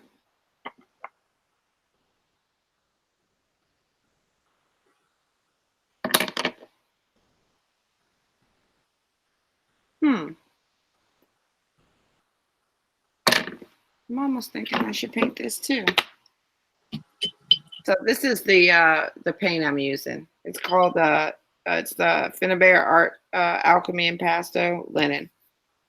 And I don't know, this is like the only one I actually use all the time. She loves that color. Loves that color. I freaking love this color. I don't know why. And they're very, very, very thick. So a little, if you put a little on your mat or whatever, and then give it some water, it's going to be just like acrylic paint. But if you want to really, really give it a good coverage, then you can just use it no water. But it's a really heavy, heavy, heavy paint. Mm-hmm.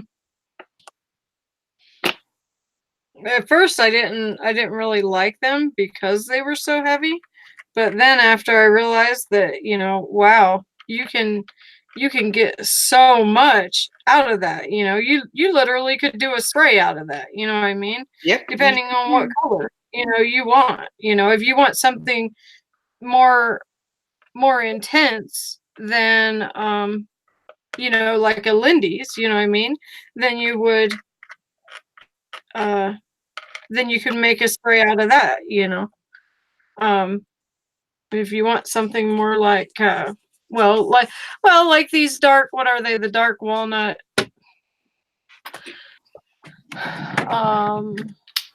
What are these by Imagine Craft? I don't even remember who. I think it's by, what's the Angels? Tattered Angels. They made some that are really, really dark, If it can make something like that, really intense color. Okay, so what you doing? Click on you. Oh. Okay, give me 1 second. I am. Dang, I gotta move my mouse pad because yeah, I'm just like la la la. Oh my gosh, my brain is not wanting to think.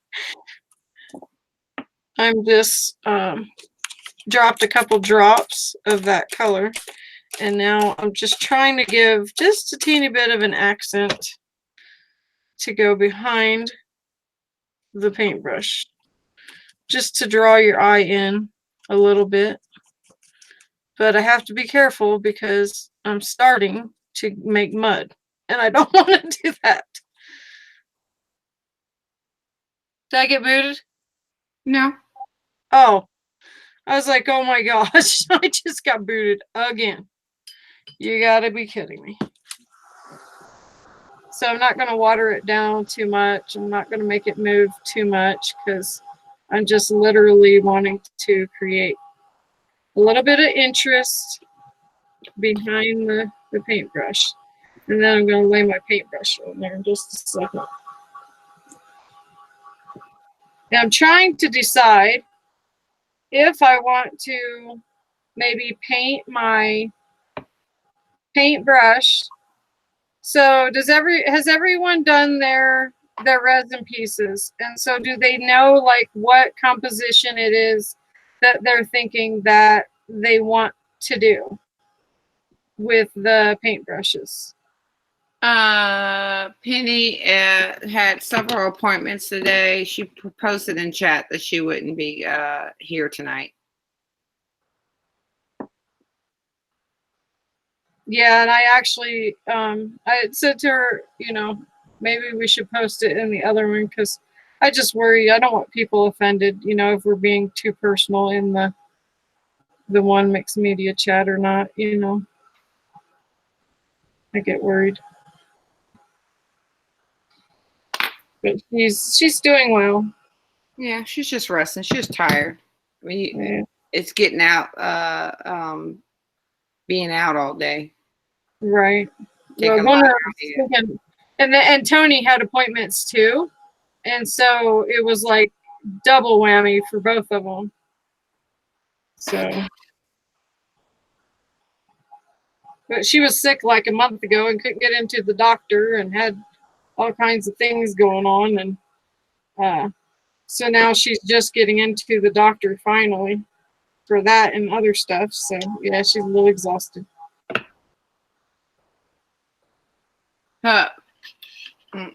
Barbara says, "Sorry, teacher, she fell asleep in class." I'm sure you did. I'm so sorry. I just, yeah.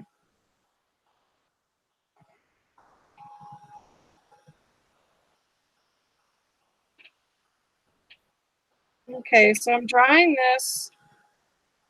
Did anyone answer if they've done their composition as far as doing the composition of everything on the paintbrush? Let's take a poll. So, if everyone's happy with their canvases, have they gone ahead and done the shadow? Excuse me. Have you done your shadowing yet? Oh, I need something to drink. Ooh, I got nothing to drink. We're both in just great. I know. So Jean says she keeps changing her mind. I think I'm settled on a composition after the 8th try. I think I got it. So I'm going to take a picture of it and I'll put it in chat. So I think I've got it so y'all can see a little bit more what I'm talking about with that linen color. I know it's kind of hard, isn't it, Jean? It's like, what do I do? What do I do? Yeah. I don't know. Well, and did everyone see the pictures that? Jean said she's not happy with shadowing. Send a picture in chat so we can see. Okay, so Joy sent a picture. Oh, okay. I had no idea. Darn it. Yes. Oh, and she shadowed hers with a darker, with it looks like a purple, right, Joy? Love that. And you can really see the shadowing on that one. Okay. Talise, I like Talisa's composition. You guys feeling good about what you're doing though? You feel good about your canvas, do you feel good like you're learning something?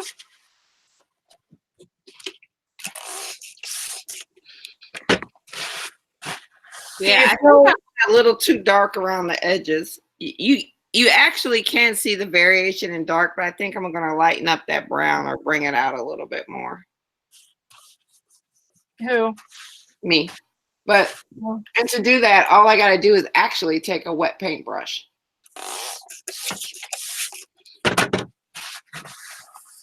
And just run it through. Yes.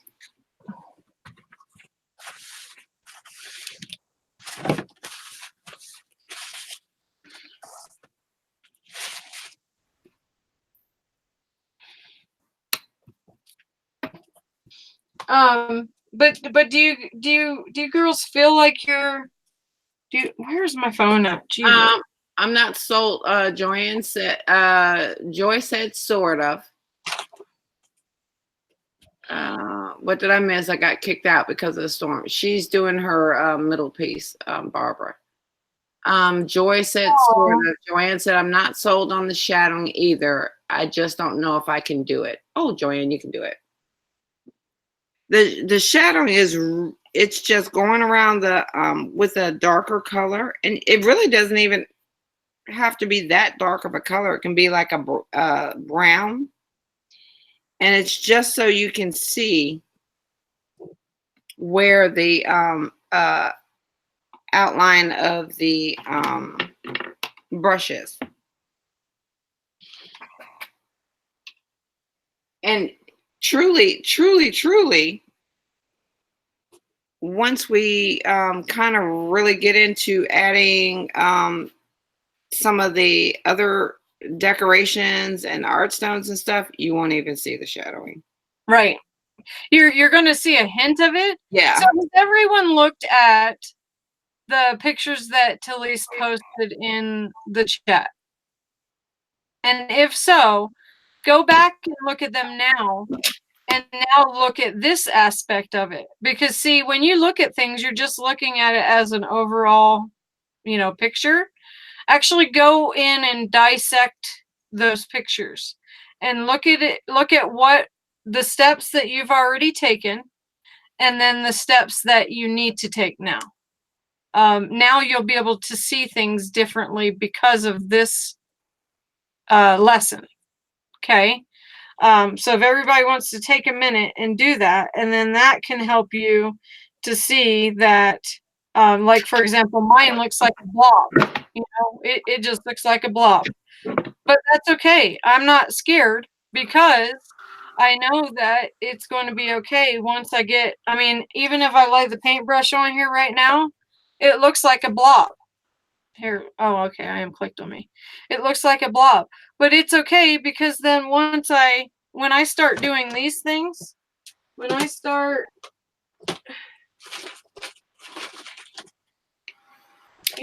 throwing things, and I don't know, I'm literally, doing this literally right now. I haven't even done it yet.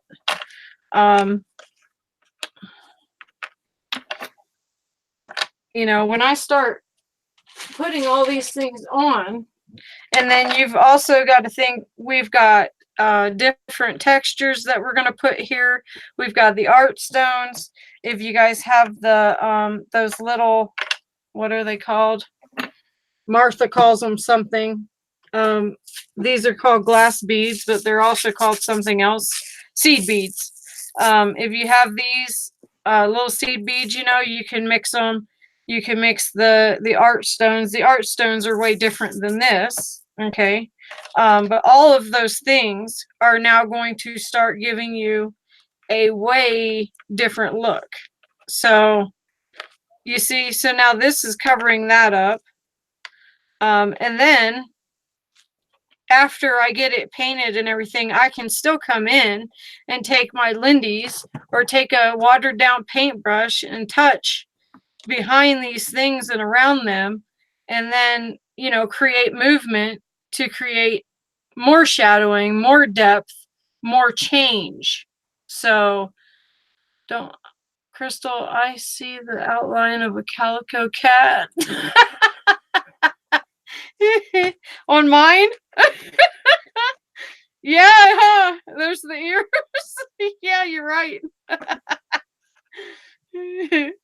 But it's all going to look, way, way different here in a minute. But it takes time. You just got to be patient. You got to be patient with yourself and trust that going forward, it's going to be okay. So once and if it's not, it's okay. Yeah. So once you put your brush on and you put your elements on and you're looking down at it, does it change your perception, or do you think you need to adjust the colors? Are you asking me or you're talking Well, to me? asking them, yeah. Okay. Because at first I'm like, okay, I don't like mine because it looked like Yeah. a poopy brown right down the middle. It looks like a blob. Look at mine. It looks like a Yeah. blob. It literally looks like a blob. And it Yeah, looks like a calico cat. See? it looks like a bear. It looks like a dog actually looking at you like, what the heck are you doing? Right? Exactly. Exactly. And that's She okay. said, I thought painting a canvas was scary, but this is far worse. This part is worse. Joanne, send a Joanne, picture. it's okay. It's all right. You're out of your Yeah, you're out of your comfort zone. yep. You're out of your comfort zone. Toodles. Oh, wow. I never thought about putting that. Oh, wow. I like that butterfly, Joy. Okay, now I gotta look at everybody's stuff. Oh, yeah.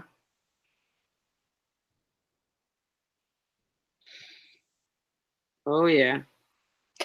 Oh my gosh.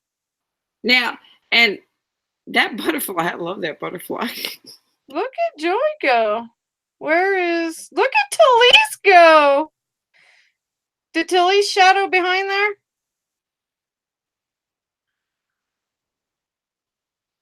Now, I would like with Talise, she wouldn't shadow with anything dark. She would shadow with like a pinkish. If she does like a pink, well, she could do a brown. She actually could do a watered down brown.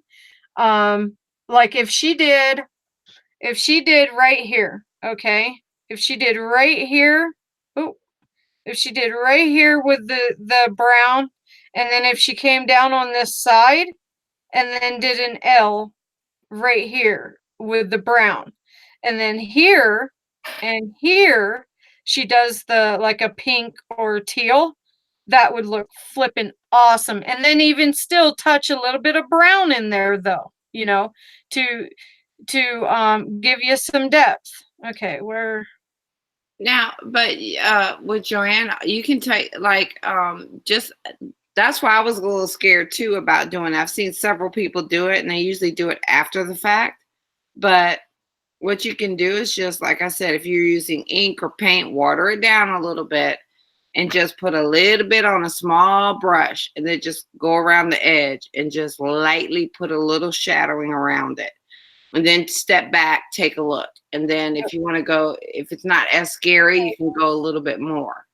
And then do what you feel comfortable. When you see that there's a slight shadow around the paintbrush, you should be good to go. But just get a small paintbrush and do a little bit at a time because I'm not as confident either. This is the first time I've done shadowing. And like I've seen people do it, but I'm like, yeah, I'll end up messing it up or doing something crazy. So that's why I'm like, I'm going to put it in a little cup, put some water in it, make it real light, and then take a paintbrush and just do a little light thing around it, and then work my way up and do a little bit more and a little bit more. Joanne, I thought painting the canvas was scary, but this part is worse. It's okay. It's okay. Jean. So Jean, what is going to be your accent color? I'm thinking it should be like your copper. And so I'm thinking that if you brought some purple around, where's my paintbrush at?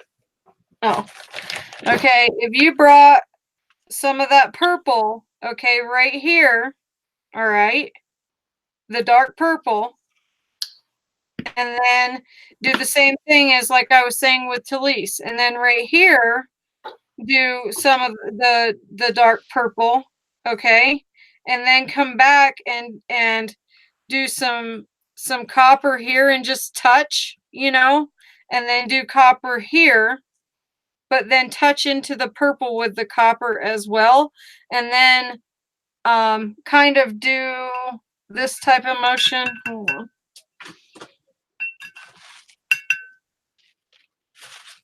Do this type of motion. So when you're when you're doing the purple, okay, you're going to do boom, boom, boom, boom, boom, boom, boom, boom, boom, boom. Okay. And then you're going to come back and you're going to do the copper. Boom, boom, boom, boom, boom. Boom, boom, boom, boom, boom. Then on top of that purple, after it's kind of dry, but not all the way dry, then you're going to go boom, boom, boom. And then boom, boom, boom. Okay. And then see how that looks. It's going to be just fine. It looks great. You're getting stressed. You got to shake it off. Yep. We're gonna have to play Taylor Swift before we start the next class. Well, Shake it off. we're just, we're girls. We're critical of ourselves. Oh, I yeah. think I overdid it on salted watermelon. Oh, I love salted watermelon. I love pepper on my cantaloupe too. She What? said, "You think?" I love fresh cracked pepper on my cantaloupe. Oh my gosh. I'll be right back. I gotta turn this freaking air conditioner on.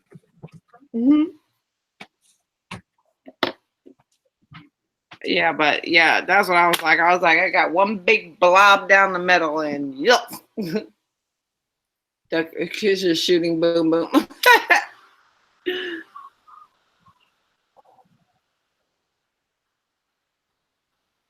And see, her colors are a little bit more in your face than the colors that we're using. I would surely be scared to do something like that. But go ahead. You know something? On a canvas, you can always go back and fix it up. Water it down, paint it over. So go for it.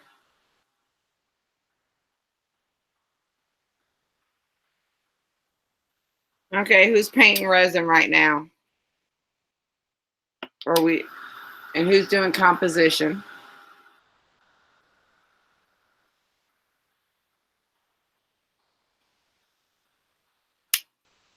I'm just doing this part for, so the people that are a little bit already know their composition can start with the next step, which would be to paint your resin and arrange it. Because I have not glued anything down yet still. I outlined the canvas. What did I do?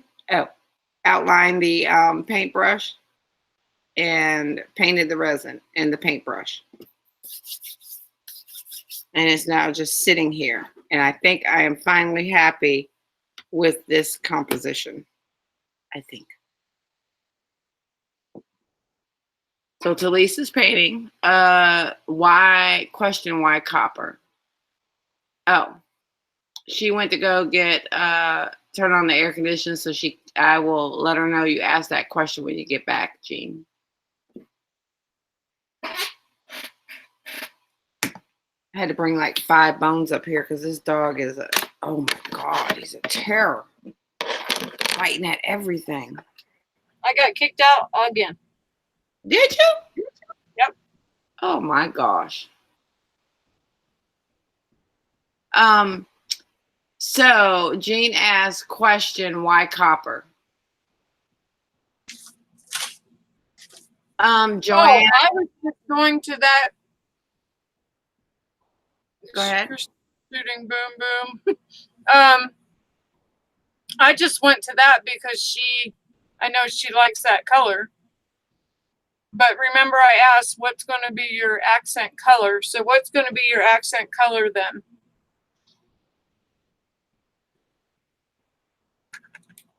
And thank you, Miss Jean.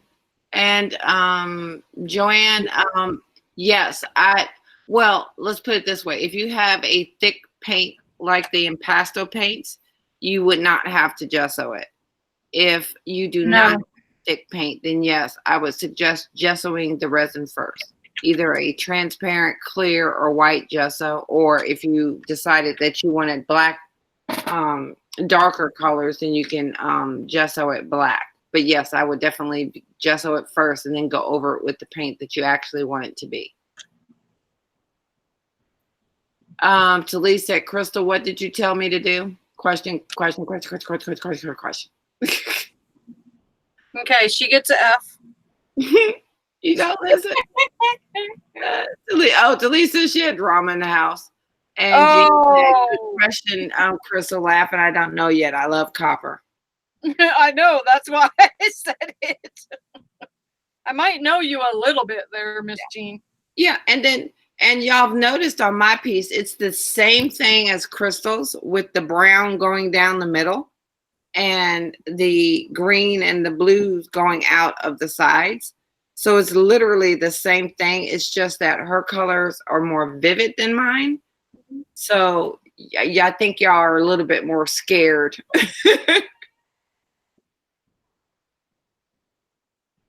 This is about as comfortable as I'll get.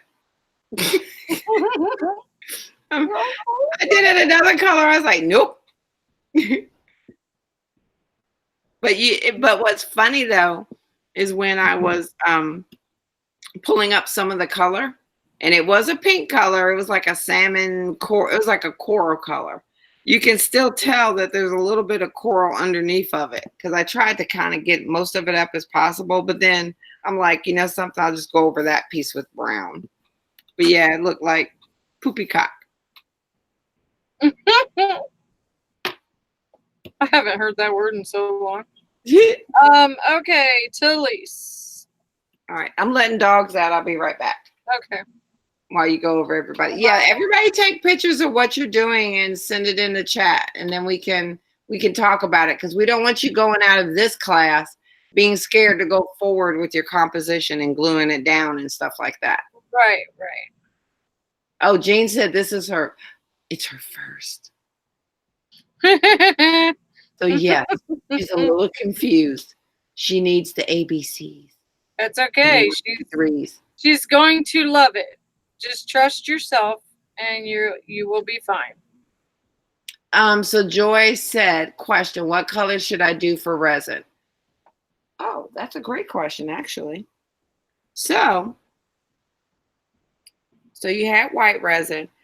So I actually would do a tan myself, or if you have like a metallic copper paint, or if you have like a tan or a light, very light brown, because I know you're doing steampunk too, Joy, right? So I would do that. But another thing too is that would be awesome if that was like a burnt orange. But yeah, I would do a light tan because I'm not as adventurous as Crystal. So I would stick to a light tan or a very, very light, like almost a caramel brown for the steampunk.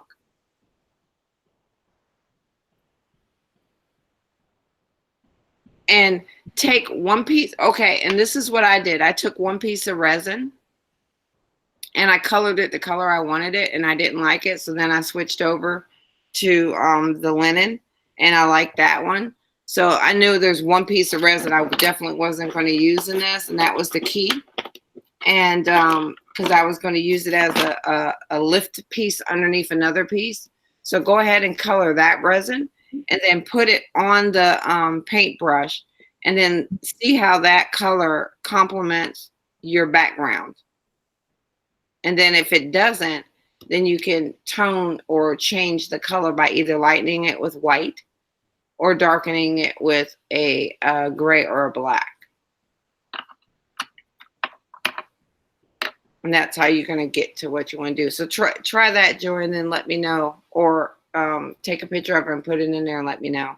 I'm going to go take the puppy out because I don't want to have to be slopping up pee. He's actually been pretty good. He has not done anything in the house. He did go poo-poo, but that's because my daughter did not have him on his schedule. I had him on a schedule ever since he stepped foot. So he hasn't done anything under my regime. And I do say regime nicely. I'll be right back. Okay.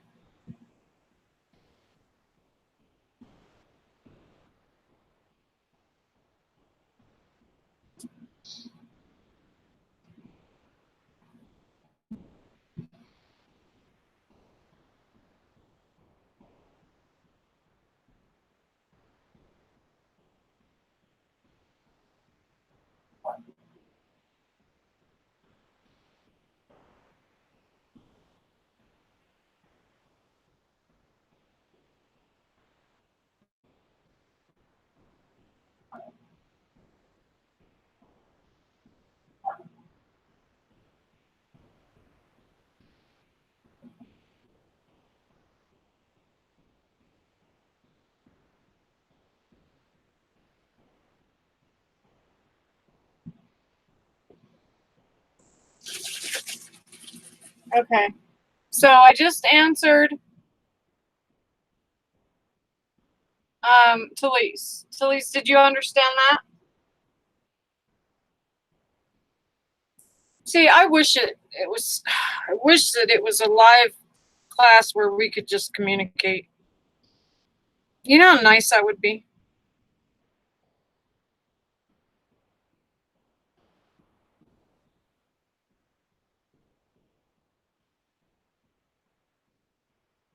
And all of it's going to be watered down, okay? Let me see. This is Joy's. Okay. Wow, Joy, that picture now looks completely different than even what I seen the other day. Oh, very nice. I love that you're using. Oh, I love the metal with the resin. Great thinking, girly. Great thinking. Yes, yes, and yes. Looks fantastic. So you can see, okay, on Joy's jean, all right, you can't really see what is behind it. And with yours, the same thing. You're not going to be able to see what's behind it, and your eye's going to be drawn forward.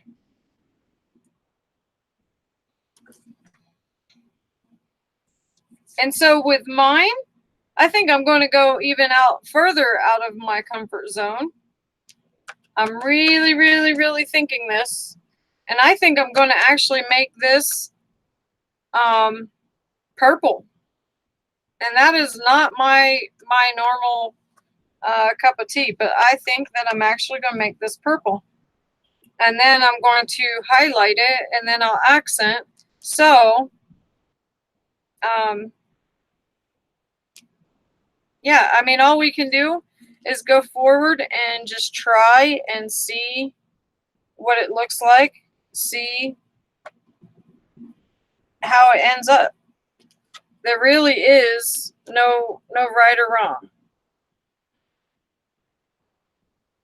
It's going to be just fine. It's going to look just fine. No matter what. Okay. Oh, crud. Don't tell me that I'm... The problem is every single time that it keeps kicking me out, then I keep losing the chat too. And so now I just realized that. So now, oh, okay. Let me go back. Nikki, did you gesso the resin first? Crystal, what did you tell me to do? Love your piece, Nikki. Drama in the house. Good question, Crystal. LOL, don't know yet. I love cover. You read my mind. Joy. Question, what colors should I do for resin? And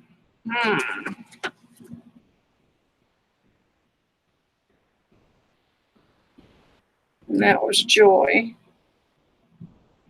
And Joy's is...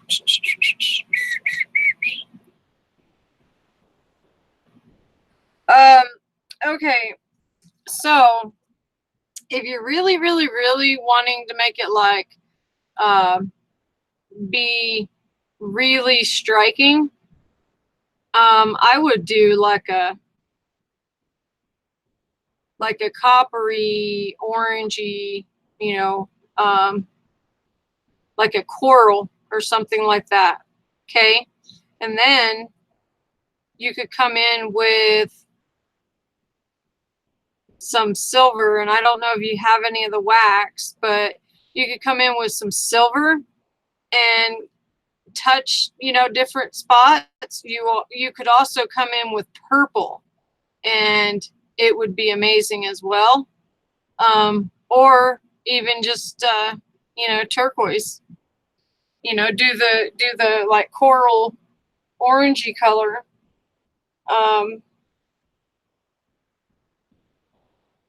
And then come in with like a, I don't know, antique silver or a old silver or whatever you want to call it. That would look really nice. And if you came in with the purple and then accented like that piece, the top, and you've got that filigree, the flower, you could like highlight just a little spot on there with purple, or you could highlight the whole thing with purple. You could highlight the tips of the wings with purple. Oh my gosh, that would be amazing. And then you could even, so you could highlight the tips of the wings with purple.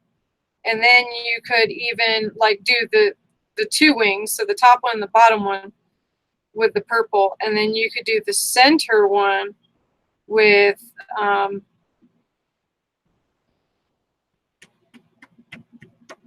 there's a color that like Firebird or something like that, you know, to enhance the orange coral look. And then you could touch the metal on the paintbrush as well, just a little teeny bit, just to kind of give it a little dusting of color, you know. Let me see. We have any other? Oh, okay. Oh, well, wanted to do brush. Wow, I did not even see that. That's crazy. Question, what color should I do for resin? That's the last thing I seen. I love it, Nikki. It's beautiful. It's my first yes, so it's a little confusing. I do love doing it, Crystal. Wanted to do brush soft coral. Thanks. Your Crystal got it. That's awesome. Oh my gosh, I didn't even know that you, wow, that's crazy. I didn't even read that you wanted it to be coral. My last thing I seen was, yeah, that's going to look perfect. Is there any other questions? Joanne, what are you feeling like you're going to do, little Missy? Miss Barbara, what are you thinking you're going to do?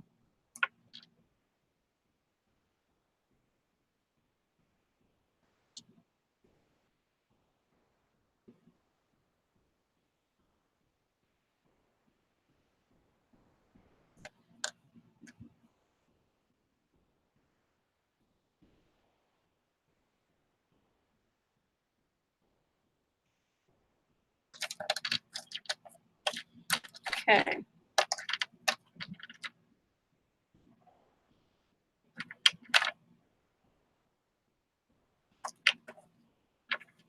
Oh, good night, Lynn. Oh, I just barely looked down. Wow. Oh, Joy. Soft coral would be great. Oh, I was sitting here literally looking at her thing. Had no idea she wrote that, and I said that she should do a coral color. Oh. Yeah, I had no idea. That was nuts. That was absolutely nuts. To read that, I was like, what? Are you serious? Blew me mind. Blew me mind. So, any more questions on composition? So, kind of what we've been over today is to shore up your colors on your canvas. Make sure you like them. And if you like them, go ahead, put your paintbrush down, do your outline, and then arrange your composition. So once you've gotten your composition, if you're liking that, which I've seen everybody that's posted and I love them, Right. then go ahead and paint your resin on a complementary color. You can leave it white. Like again, if you're doing shabby chic, white is perfect. If you're doing a steampunk, I will go with a tan or a brown or a coral. I love that color, especially complementary with what you have down there, Joy. Jean says she has to walk away from it and let it soak in. And you know what? That is perfectly logical. You've watched me do that how many times? Yeah, well, that's kind of why we kind of string these. Like I have taken classes, like those online classes or whatever, or classes people give. You get 2 hours. They give you the instructions so fast. You can't ask questions. You can't contemplate stuff. So, that's why the classes are drawn out to 2 to 3 weeks, because of the fact that, you're learning this and you want to ask questions. You want to make sure that, what you're doing is kind of what you think is right. And then it looks good, and then like with Barbara, this is her first mixed media foray, and Joanne's, they're like, well, I'm not sure this looks right. Well, it does.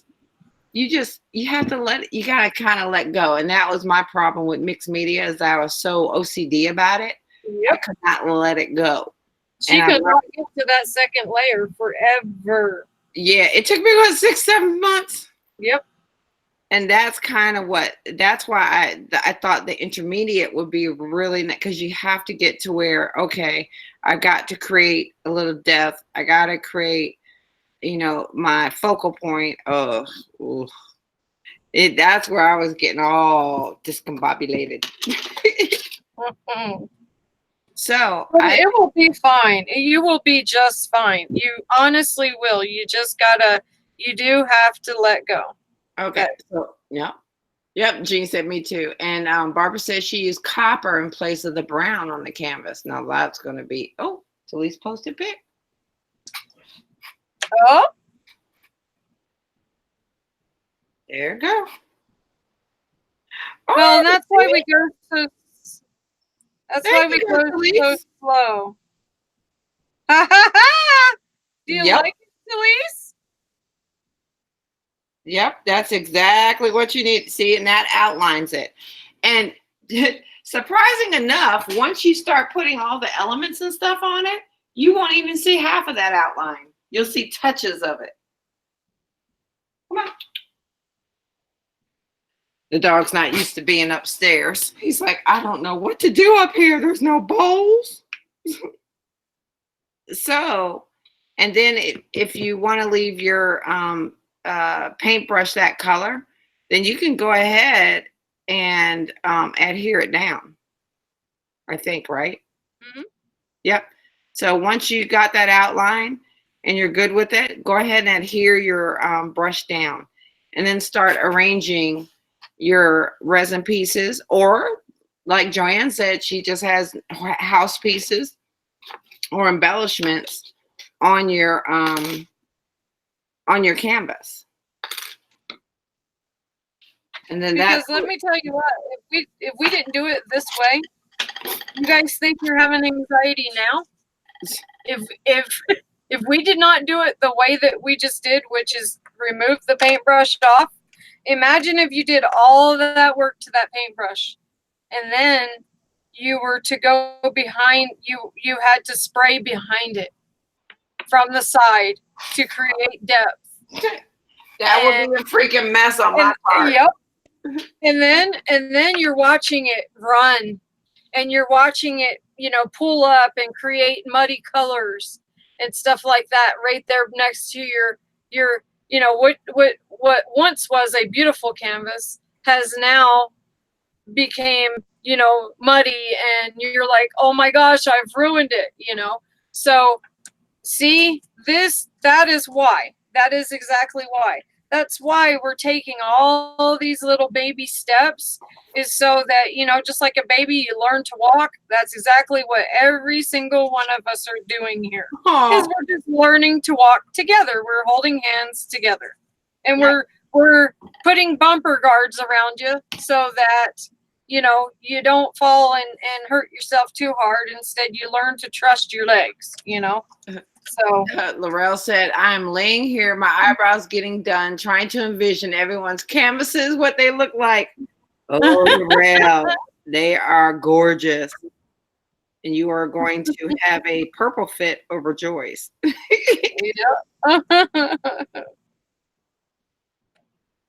I'm going to have to, I actually love those colors, Joy. I'm going to use them in a project because those colors are awesome. Are you getting your eyebrows, are you getting them threaded, or what are you getting done? Oh, look at her. She's getting bootified. Right?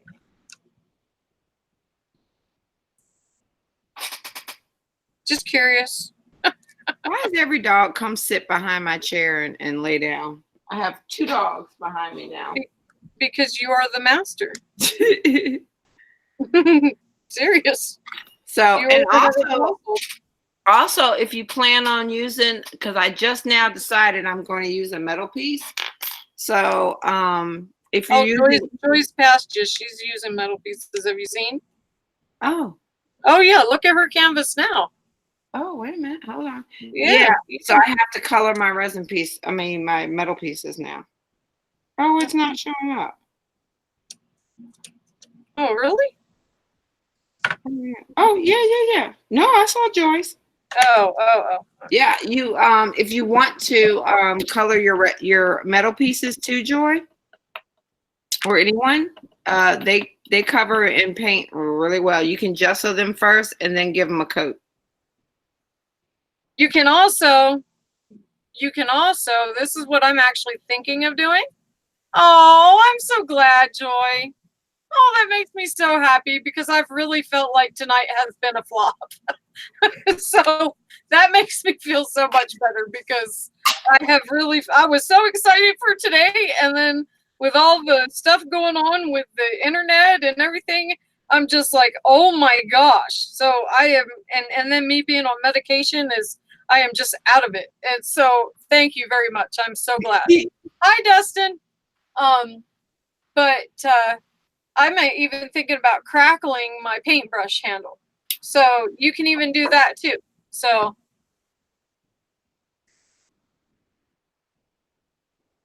And I would actually put I usually put like 2 coats on my metal pieces.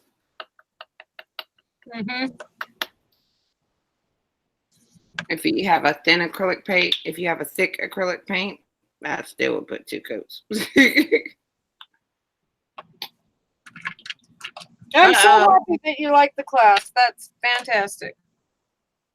Yeah, I'm telling you, it's a joy. Oh my God. It took me so long to get out of that layering because I'm like, I can't, nope. Because I can't see what I want to see. Mm-hmm.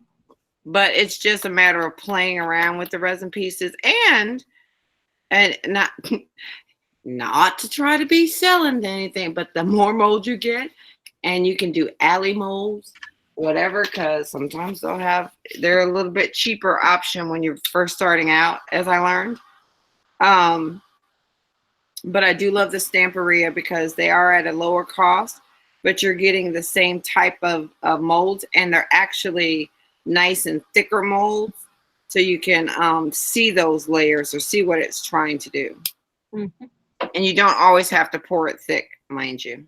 Yeah. FYI. Okay, so I think I am happy with that. Okay, so I'm gonna click on here so they can see what you're doing. Yep. So, let me click on myself so I can see what I'm doing.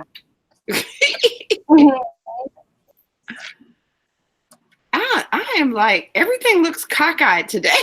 I don't know what is wrong with that camera. No, okay. Fine. All right, so I decided I was going to color this. This was a golden color, but I just want the texture for it.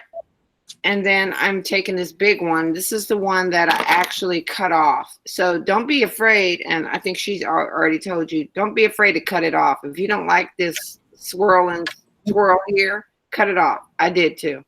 So I cut this portion off. And this is what I'm going to put like here going up, because I was like, there's just something missing up there. And I want to show them something really quick. Sorry. Let me click on myself just really quick. So this right here, okay, I had a little teeny bit of resin left, okay? So I poured it in this. It looks just like that, okay? I'm going to pull it out, and I want to show you how cool it looks. So then here's another piece. Okay, here's another piece, okay? So I can literally, where's my paintbrush? So I can literally lay this across, and it's going to look already way cool, tattered, beaten up, all that kind of stuff. it looks like broken pieces. So don't be afraid to do things like that too. Okay. Okay, I'm gonna go back on you now, Mickey. Okay. Oh, she goes crackle poo. Oh no, not poo. Evil. Autocorrect. Wait a minute. And Victoria needs eyebrow implants. Really? Oh dang. Yeah, Laurel, I do that all the time. If I'm into a creative zone, I don't watch other people's videos and stuff. Nope. Okay, so I'm good with this composition. I played with it for a couple of days, and that's why we wanted you to play with the composition and Yep. not adhere anything down, because this is not at all what this part kind of is, but then I added this part, then I said I'm gonna do this, and I added these swirls on the end. I keep on changing my mind. So that's why nothing is laid down. So now that I am absolutely happy with this is what I want it to be. The paintbrush looks a hot mess because I did a little bit of tan and it has a little bit of white, and then I put a little bit of gold on the tip. So it looks a hot mess, and I like it like that because once you finish with everything, it's going to look great.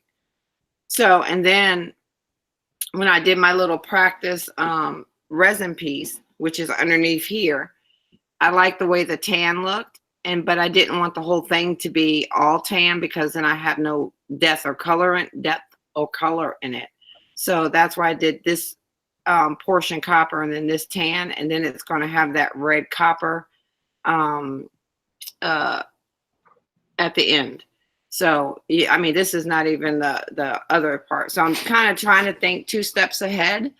So because you don't want to affix anything when you know, okay, well, I'm going to put red copper underneath this one, so I better not affix this until I get that on there, and then I'll put this on. So you just want to kind of think 2 steps ahead of what you're going to do. So now that I'm happy with the color of the resin, then I'm ready to adhere it down. And then you start having fun. This is after you get, it's just, Barbara, believe it or not, you're going to start having fun after this. Yep. So once you have your canvas and you see the hot poopy mess that I had in the back, you really don't see it, but you do kind of see, and I'm going to try to get a little bit closer. You do see where you have that darker outline where the paintbrush is. I don't know if y'all can see that. Just let go and don't worry about that behind there. Don't get so consumed with that. You can't, it's never going to look pretty until after you're done with the whole thing, and then you're going to go, oh, whoa, okay. So don't get hung up on that. I know it's hard not to. Yeah, that's what I got hung up on. Yep. I was like, I just want a pretty brush and one layer. Nope. But, I did paint the brush tan. It probably is not picking it up, but yes, I did paint the paintbrush tan, and I painted all of the elements and the little metal piece. They're all tan. And I'll show you, and you can see where it's tan because I still have a little bit of white on the paintbrush down here. So that's how you can tell it's tan, because I wanted it to look a little messy at the bottom.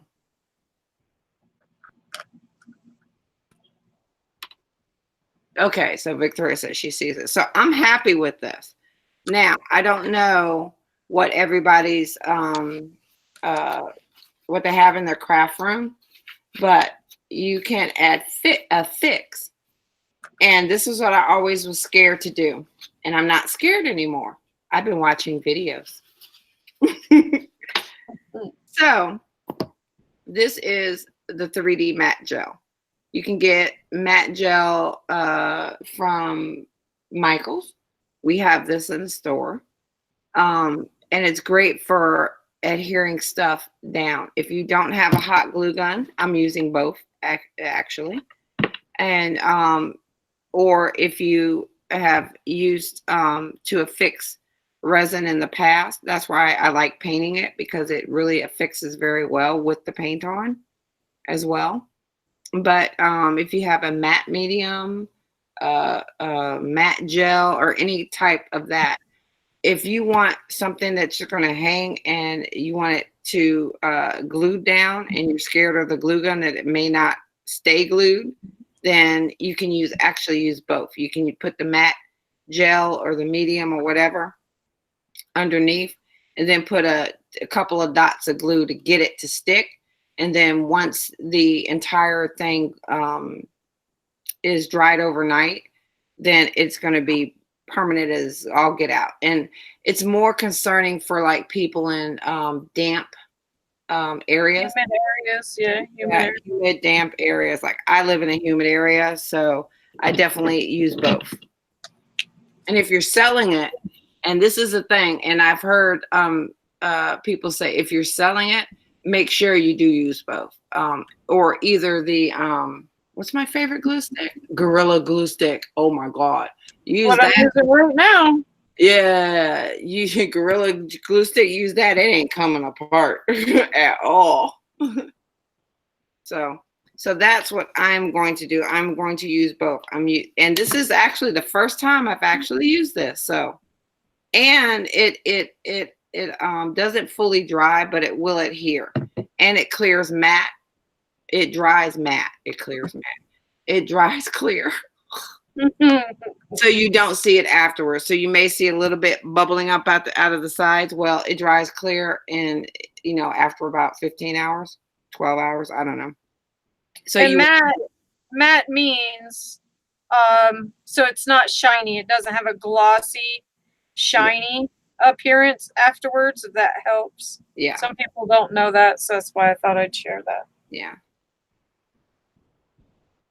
Well, yeah, I didn't know that either. I was like, what's the difference? I like the gloss. and so let me explain something really quick I'm gonna click on me really quick.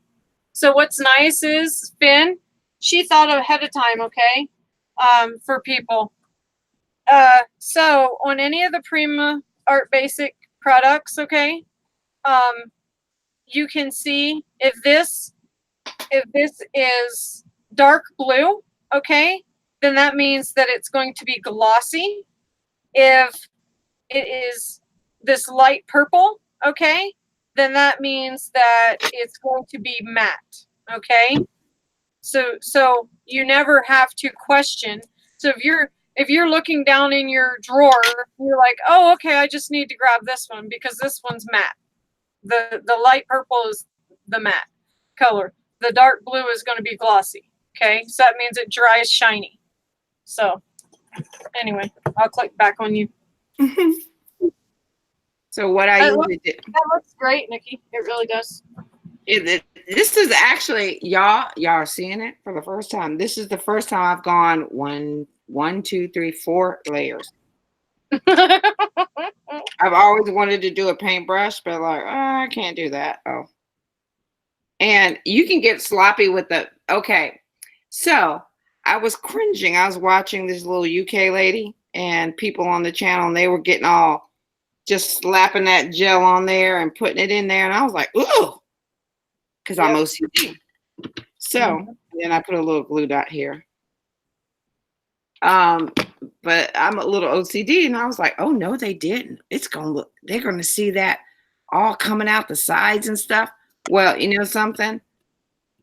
After the whole project was done, I didn't see any of it. So you'll see right here, I can go in there and pull up some of this gel. It doesn't matter. Even if I didn't pull it up, it's going to dry and you're not going to see it. So I'm learning to let go. I'm learning to let go. So, right? So I got that down. So now I am going to affix this one. And I am generously putting this on. And it is so funny because you're like, I would never do that. Look at me now. I'm slapping it on like it's butter. Parquet. Right? Peanut butter and jelly. I sure can't Peanut butter jelly now. Peanut butter jelly now.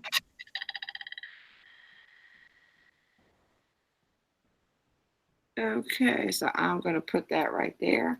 And so once you get everything down, then the funny part is that you still got more stuff to do. You can start adding stuff over top of it. We still got flowers. We got beady beads. We got whatever they're called. Yeah, I got a crystal calling them beady Oh beads. my gosh, yes. What are they called? Art stones? I literally was talking to one of our reps at a business and said beady beads. Yes, you did. I was like, I sure did. I sure did. she was They like, thought- yeah, beady beads. I'm like, I fell out laughing. Yeah. I was like, I'm sorry, I can't think of the name. Yeah, she just thought I was funny. And then I blamed it on Nikki. I said, yeah, Nikki calls them that, and I can't get it out of my head now. Mm-hmm. Beady beads. Now, if you notice this one has holes and stuff in it. So if the matte gel comes up underneath it, just pat it. It's going to dry. You're not even going to notice it's there. Now, this is going to be the tough one. And let me see. Yeah, never say never, Shirley, right? There's a lot of things I'm like, I just can't, because literally it's like, because when you do scrapbooking first, everything is so, you got layers, with your paper. And you Perfect. put stuff Everything's so together. perfect. Yeah, everything's got to be perfect. Mm. Okay. It's got to be a certain way. I think I put too much over there. And the only thing is that I hate waiting for the freaking glue to dry. That's my only problem. That's why you used hot glue, and you put the gel, the 3D gel, and then you put a nice big lump of hot glue, so you got instant stickiness, and Yep. then you can keep going. And I put the 3D gel on first, and then I put the hot glue on top of the 3D gel.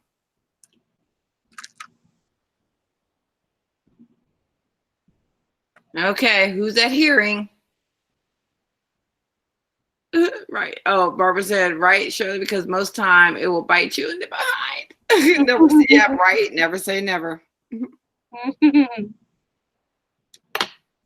Actually, and y'all will get a very laugh out of this. I would watch people on videos, and I'd be like, I ain't never commenting on a show. I have this, and I'm in my 50s now, but I had this thing about social media. I always thought I just would never be in this position. Took me a while. Oh, it was so funny the first time that, because Nikki was the one that said, Crystal, you got to show people your stuff. Oh my gosh, I'm like, really? You think so? And then after we were talking for what, 2-3 days, then I'm like, hey, do you want to try and go live? And she's like, no. it was so funny. I was like, well, not like for real. You want to just check it out, see how it works? No.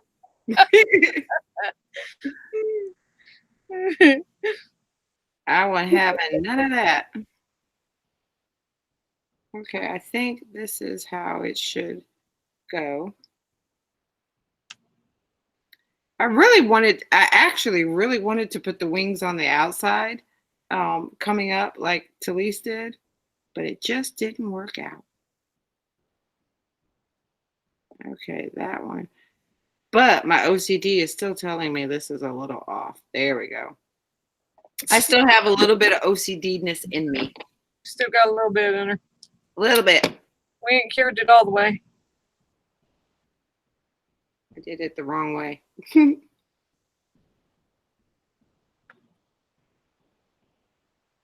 It didn't. Nope. Have not cured it all the way. Okay. So, I'm thinking we probably are at a stopping point. So what do you think, Nikki? Do you think we're at a stopping point? Well, let's we'll go through the chat, see where everybody's at. I'm adhering I've painted my res. Okay, so let's go over what we've done. Well, yeah, kind of where we're at. So we're at the point where everybody's good with their background, and they have for the most part, Jean. Yeah, for the most part. Yeah. So now what we're doing is we're painting our resin, and we're getting our resin pieces painted to a complementary color. And then we have our composition. And now we're adhering down our resin pieces to our canvas. So I've gotten all that done. We've outlined our brush, painted the resin pieces to the color you want, and now we're outlining now we're adhering the resin pieces down according to your composition. So if you are using the gels, you can use a matte medium, you can use a glossy gel, anything that's going to be a permanent glue type of thing, then go ahead and get that adhered down. And then next week, what we're going to do is, after we've gotten everything, and that's what y'all going to work on this week, and I really, really, really hope everybody post pictures. Yes, step-by-step pictures, you know. If you have questions, let's do like what we've been doing. You know, it's great to have that interaction. It's great to have each other learning with each other, because, you know, I'm not thinking about what, you know, let's say Jean's thinking about. Jean's not thinking what Barbara's thinking about. Barbara's not thinking of what Joanne's thinking about. So it really helps each other, as you guys have seen all week. You know, having all this interaction, because we're not putting it out of our minds and it going dormant. We're actually thinking the entire week. So this is fantastic. Okay, go ahead, Nikki. Sorry. That's okay. Yeah. So after you've got your composition and you're happy with it, which is what is going to be the most important, is you make sure you're happy with it before you glue it down. Because once you glue that sucker down, especially if you're using like a matte gel and stuff, it ain't coming up. Glue gun is going to rip the paint off of anything. And so I'm happy with this, because when you have your next step is going to be putting your beady balls on, putting your flowers on. So make sure you're thinking about, like, I'm thinking about where I'm putting flowers as well. Because I want some flowers here, I want some flowers here, I want some flower here. So it's going to get fuller and fuller and fuller as we go on. And even if you don't want flower, let's say you like leaves, then you can have your leaves in there, which I haven't thought about, because I think I want to put some leaves around here. So I'm also thinking about where I'm putting flowers. So like this is not optimal to have this cut off piece on that side, but I know I'm going to cover that up with a little bit of flowers. And then this portion, it looks kind of, you know, not really together. I'm going to cover that with flowers. But what I've gotten, and I wanted to get a little glue under here to make sure it's stuck. So now I have everything glued down, and this is going to take overnight to dry, so I'm not going to mess with it anymore. Usually if you're using beady,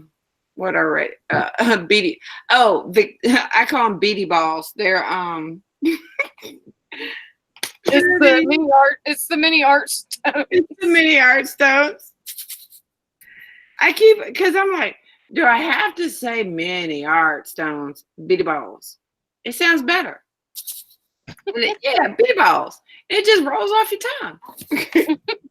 Big bitty balls, mini bitty balls. But you're going to put your art stones down. You're going to put your flowers down. You're going to put your leaves down. So there's a lot you're actually going to fill this up with. So if you have like little spaces and you're like, oh, I got to do something with that space. No, not yet. You know, take your flowers. And that's what I did earlier. And I took my flowers and I kind of just put them like, oh, will this look right? Will this look right? Okay, put them up under here. I can put leaves coming out here. Okay, I'm good with this. And then I lay that down. So I'm good with this composition. And it's kind of adhered a little bit. It's not totally dry, so if I was to lift it up, it would come up. Victoria said it reminds her of meaty balls.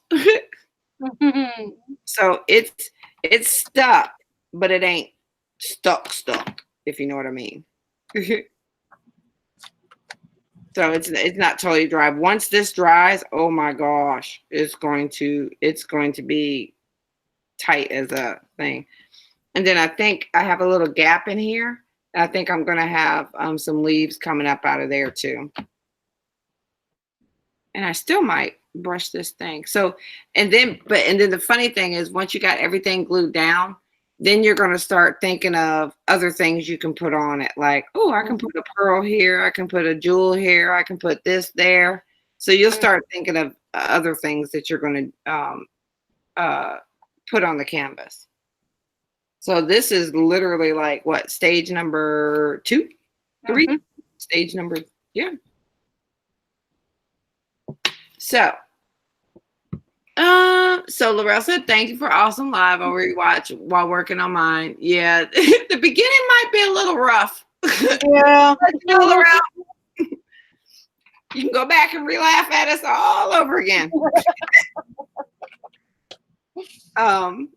Yeah, so I'm kind of playing with the little pieces of it. So yeah, the gel medium gives it a little tack, so that it doesn't come apart, but it's not, I can pull it off easily.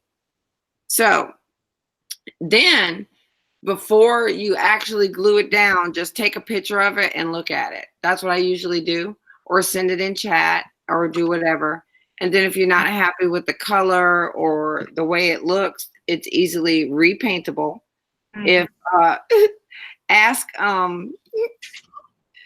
Crystal, I was doing that mask, which I'll put the video up, and I think I'm gonna leave it in there. That mask was a bright banana yellow. Yes, it was. And I was like, how did it get this? Oh my God, I was pissed. I was like, I'm gonna have to hang up from Hangouts for a little bit. And then I had to think. But that's the kind of stuff that, you know, if you think something one way and then you do it and it doesn't come out, you can repaint it. Talisa has gesso on her foot. Oh, I got gesso and glue everywhere. I think I got it on the dog too. So I'm still a little OCD. So I'm still sitting here messing with it as the glue is drying. I would not recommend this because it pulls up your paint and it pulls up your texture. So yeah. Let the OCD go, Nicole. Let it go. Let it go. Okay. So, yes. So there's my canvas.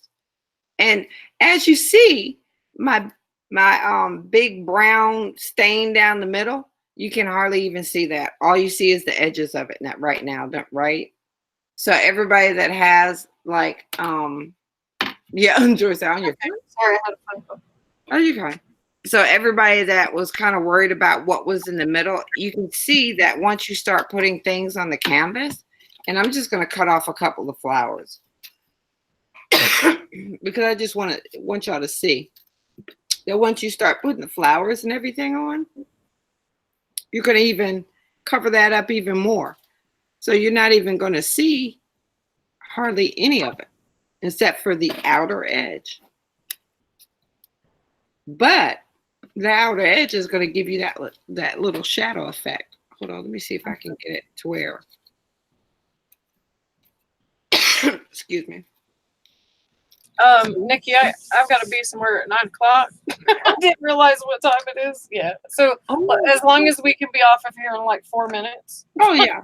No, I was just showing Right. them. Worry about, see, as I put the flowers on, you're not even gonna see half of that black, but you'll see the little outer piece of it, Right. and you'll see. That's so pretty.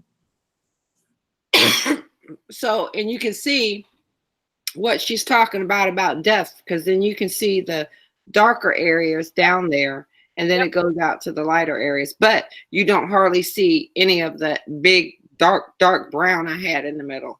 Right. So that's why she was saying, just wait, it gets better, because it Yep. does. So don't stress so much about it. Really don't. But the whole process is about letting go. But on that note, I so appreciate you guys' patience, and unfortunately, I do have to go. I didn't realize it was almost 9 o'clock. But we're gonna cut this really short and quick. We will see you next time, and please post pictures as you go along in the chat. And I so appreciate you guys, and we will see you next time, and we will continue this throughout this week. Yeah. So All all right. this week, yeah, go ahead. All Okay. this week, I want to see pictures, and let us know that you've glued it down. Yeah, that's the homework assignment. Get your composition, color your resin pieces, put your composition on it, and glue it down. Yep, and make sure Yes. you have this week to glue it down. So don't Yep. worry. Take your time, but play around with it. Take pictures of it as Yep. you change it. Take a picture, then Just change like it I another did. way and Mhm. take a picture. Yep. Yep. Alrighty, girls. Good night. Thank you so All right. much. Good see you night. next week. Bye. Yep. Any questions? Put them in chat. We'll see I hung you up. next Monday. Oh.